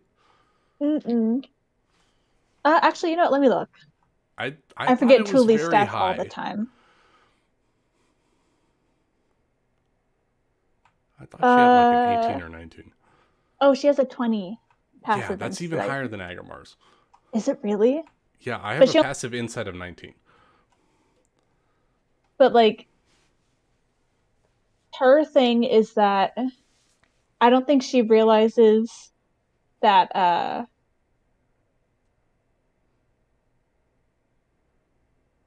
what am I trying to say? I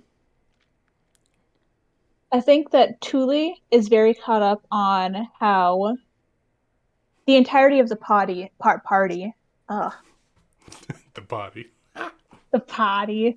I became Kieran Singh for a second. Right? The entirety of the party is like a found family for her. So she wants to keep it all together, even if she can't, even if she knows realistically she can't do that. I think that's the same for Agrimar with Rafal, because Agrimar's first real close relationship outside of his mother was Rafal when they were slaves. So that's why he's making sure that Rafal in his short human lifespan succeeds in all his endeavors.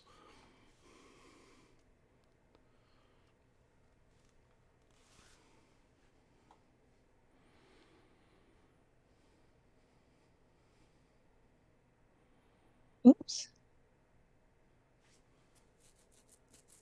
Like, ultimately, so, Tuli said, oh, I'll help Rafal, whatever it takes. She doesn't care if he becomes king. She cares No. if he's happy. I mean, she said numerous times that she would burn down the city if Rafal asked for it. Hmm. She's honestly thought about, like, I don't know, incapacitating Rafal and just take him as far away from Misthaven as she can, because the city doesn't need him. He thinks they need it. The city needs him, but it doesn't. Because I feel No. like the party needs him more than Misthaven needs him. Oh, 100%. And fucking Ben, when he pulled that Callum Oh bullshit with my everyone, god. he asked me, hold on, I'm gonna pull it up real quick. Can't believe he fucking bamboozled us. Actually, I can't believe that he bamboozled us. Well, yeah, he said something along the lines of like he feels like the party's been off since we went to the Oracle's temple, and Yes. I said, yeah, of course it is, and I said, I suppose that they've been acting more strange since then, and then I said something about the Nari situation, and then he talked about Rafal, and he says he seems like he's running out of patience for her situation regarding Nari, and how she is forced to draw sustenance. And I said, yeah, his duties are to the city first and foremost, and the party second. I've seen it firsthand many times. If you inconvenience his goals in any way, he has a crisis of sorts. I've been trying to keep that man safe and remove obstacles from his past for years now. The first time I stepped over the line, he shunned me for the better part of a year. I've been trying to make it up to him since, but he's a great man and he has a great heart. Just sometimes the city comes before those people that lay their lives on the line for him. And then we went on from there. So basically, Agamar told Callum at some point that yes, he loves Rafal, but Rafal does have his allegiances to the city more than the people that keep him alive. Yeah. So the conversation for that we had that between Callum and Tuli, of course, he asked if something was if she noticed anything different. She said she didn't notice anything different other than Kevin being more on edge. But then again, Kevin had just seen an illusion of Marauder and gotten out of jail. So who wouldn't be? And he mentioned Rafal about, he said, I don't know, I get the feeling something's off with Rafal. I mean, he just stood there during a murder in the streets and he wanted Zara in jail. Not sure what to make of that. In which I responded, I can't speak for Rafal, but at Nari and I figured that the bounty was the most ethical way of getting her soul, so she doesn't have to starve. And Rafal is worried that she might hurt innocent people if she does go hungry. Maybe he saw it as a lose-lose situation where the outcome that we had was the most favorable. And then basically said that wanting Kevin in jail was basically his way of saving face. Which he responded, I guess I can see that. I guess I just worry that about our place in Rafal's city. I mean, where do you think we fit in? What's going to happen when Rafal's takes over? I responded, I've been wondering that as well lately. I know I'm not the most righteous or morally sound person, but I certainly hope we are welcome in his city, in whatever this city becomes when Rafal becomes king. I have faith in him, and I have faith in him that he can only make it better. I'm not afraid to take care of him if he strays from his morals and somehow makes the shithole city worse. I just hope that he isn't blinded to what is going on around him by his want for ruling Misthaven. Wow. Tuli's real, man. I mean, I just told Callum that I was going to kill Nari at some point. I love that. Yeah. Akamar said he might kill Nari. Tuli was like, I will kill Rafal if it comes to it. Well, I think our conversation went from Rafal to Nari, and he said, I told Callum, we know that the artifacts are drawn to each other and are trying to reform the Titan. I just hope that Nari isn't being used as a host body for the Titan to be formed from. If so, then we may just lose her entirely. Callum said, that is indeed a reasonable fear. If she is being taken over by the artifacts, she could be trying to renew herself by becoming the Titan. Maybe she believes that this will cure her. And I said, possibly. My method to free her is rather violent. I don't have enough knowledge in the subject to be sure that it would even work now that she has been a vampire for so long. And then we continue to talk about how Callum was going to help Agrimar find a cure for Nari. But that was Agrimar's whole thing for over a year, was basically the only way to cure her was to kill her. But that's where Agrimar will go for anybody. You know, he's like, I will kill you and raise you back up at the cost of my soul in order for you to be pure, I guess. But he doesn't necessarily want that. He wants that because Rafal is pushing on it so hard.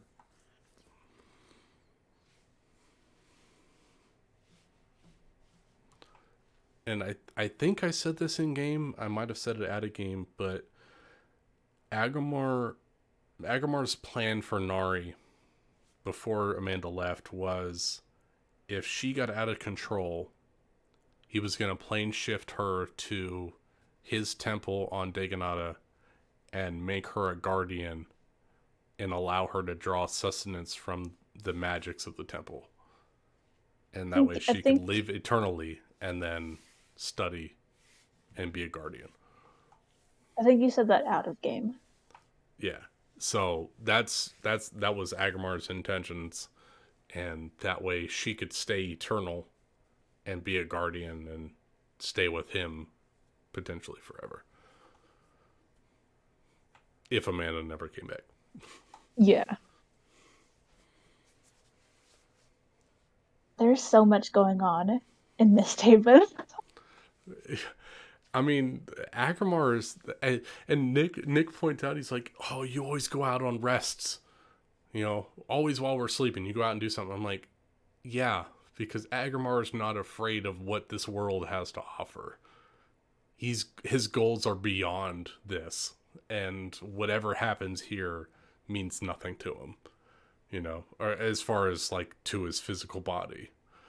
You know, it's his goals, his aspirations are far beyond what a king of a dying city has in their brain.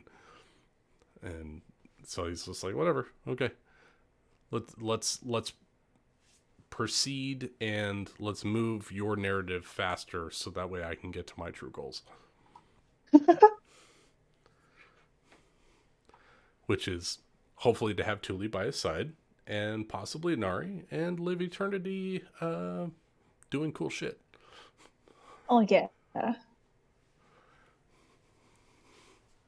You know, this conversation just made me think of this. So since I have started playing Misthaven, or I'd say a few months after I joined y'all, and actually got like a taste for what the campaign is about, all like some of the lore and stuff, I've been making a playlist for Misthaven, right? Haven't finished it. I've only had like 3 songs on it, and there's only one song that I feel like truly fits it. And I think that's just kind of, huh? Are you gonna link it? Yes. Actually, it's okay. So it's Last of the Real Ones by Fall Out Boy. Oh goodness. I think it's very fitting for Misthaven, and I think this conversation that we had just kind of cemented it.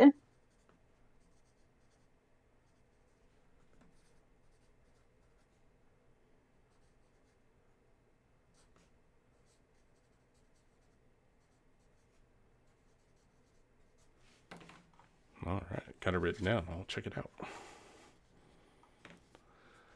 Oh, I don't even know. I don't even know what a playlist for Agrimar would be as far as this campaign goes. I'm so all over the place with them. I make playlists for every single one of my D&D characters. Really? That's awesome. I do.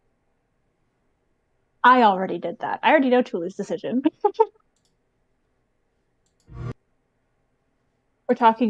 We're essentially talking about character creation processes and the vibes that those characters give. At least that's what I'm talking about.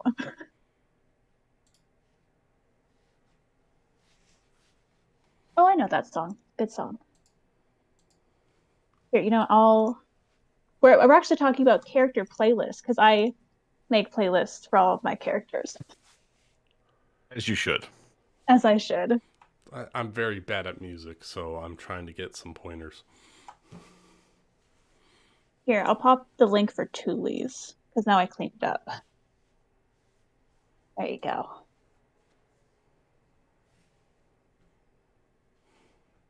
But yeah, I just find the general vibe. Let's see. By the way, Callum is an asshole. What? You bamboozled us. You swindler. I mean, I bamboozled you. Getting us in confidence with our conversations and then bring them out to the forefront for everyone to see.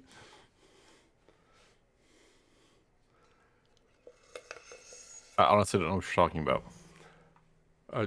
Our conversations about the party after the Oracle Temple and how we feel about Rafal and the other people in the party. Oh. I think it was awesome, but I still don't like it. Well, see, but in game, Callum hasn't said anything to anyone about that. That was all in his head. But us as Right. players know. You just have to separate player knowledge from character knowledge. That's why I went off into the abyss to go play with spiders. Because you're mad at Callum, that seems counterproductive. Agramar's mad at a lot of people, but he holds his tongue.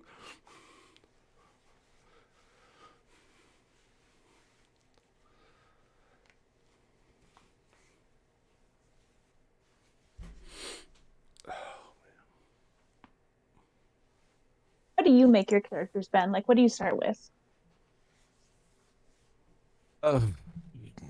Generally, I try to have like the seed of an idea. Like, could be, I don't know, like I want to play a necromancer, and how would I do that? Like that was the seed of Alistair. Was I actually had a couple of different ideas, and since we went like college age stuff, I was like, okay, I could do that. Sometimes I just start with like the class and be like, okay, what would I want a character to be if they were this class? And sometimes I have a very specific idea. Like Callum was kind of a more specific idea about I was going to be a shopkeeper, and what did I want that shopkeeper to be? And he's going to be a magic item, shopkeeper. So he had to be some sort of magic item specialist, and he was a mage. So it just kind of built from there.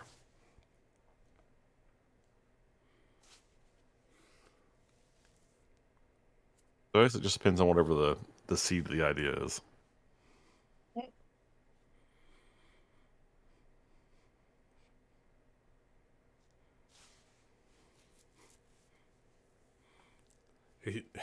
I think it's interesting for me because mechanically, I think mechanically first and then story comes second.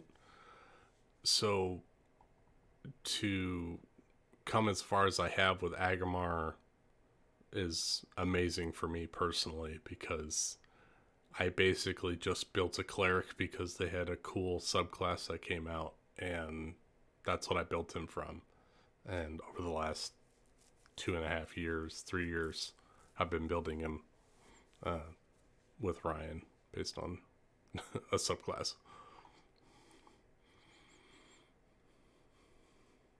You gotta start somewhere. Yeah, I mean, you know me, Ben. I'm not the biggest on story. Story light, but trying to make it a little more interesting.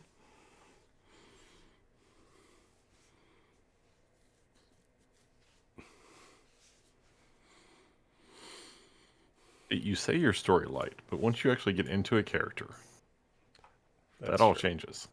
It really is.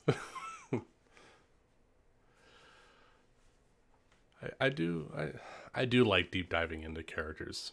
I'm not. It takes me a long time to get into there, though. You know that I've had Nick and Ben, or not Nick, Ben, Nick and Ryan both ask me when I'm building characters specific questions about what their motivations are and stuff like that, and that takes me a long time to figure out. But I do like doing it.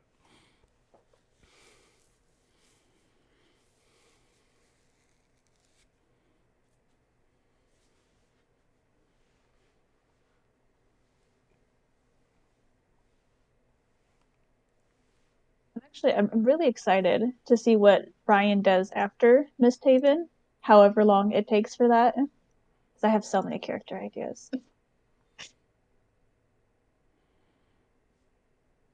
Yeah, unless Ben has his campaign ready, it'll probably be pirates if Amanda's coming back.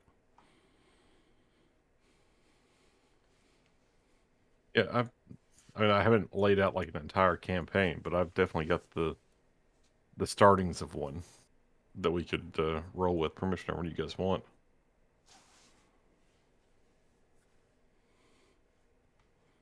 Is Allie helping in the background for this one? She is. Oh, Ooh. I'm excited.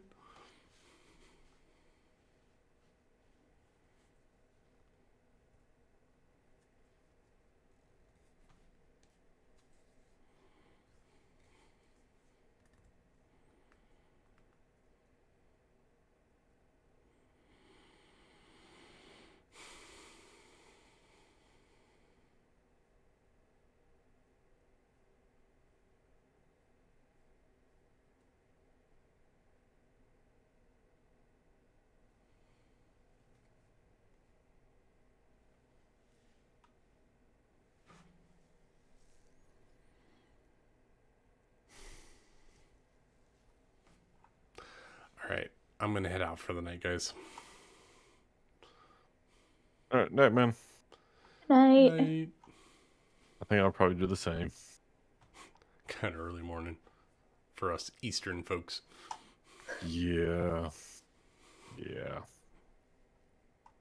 Bye. Hey. Bye.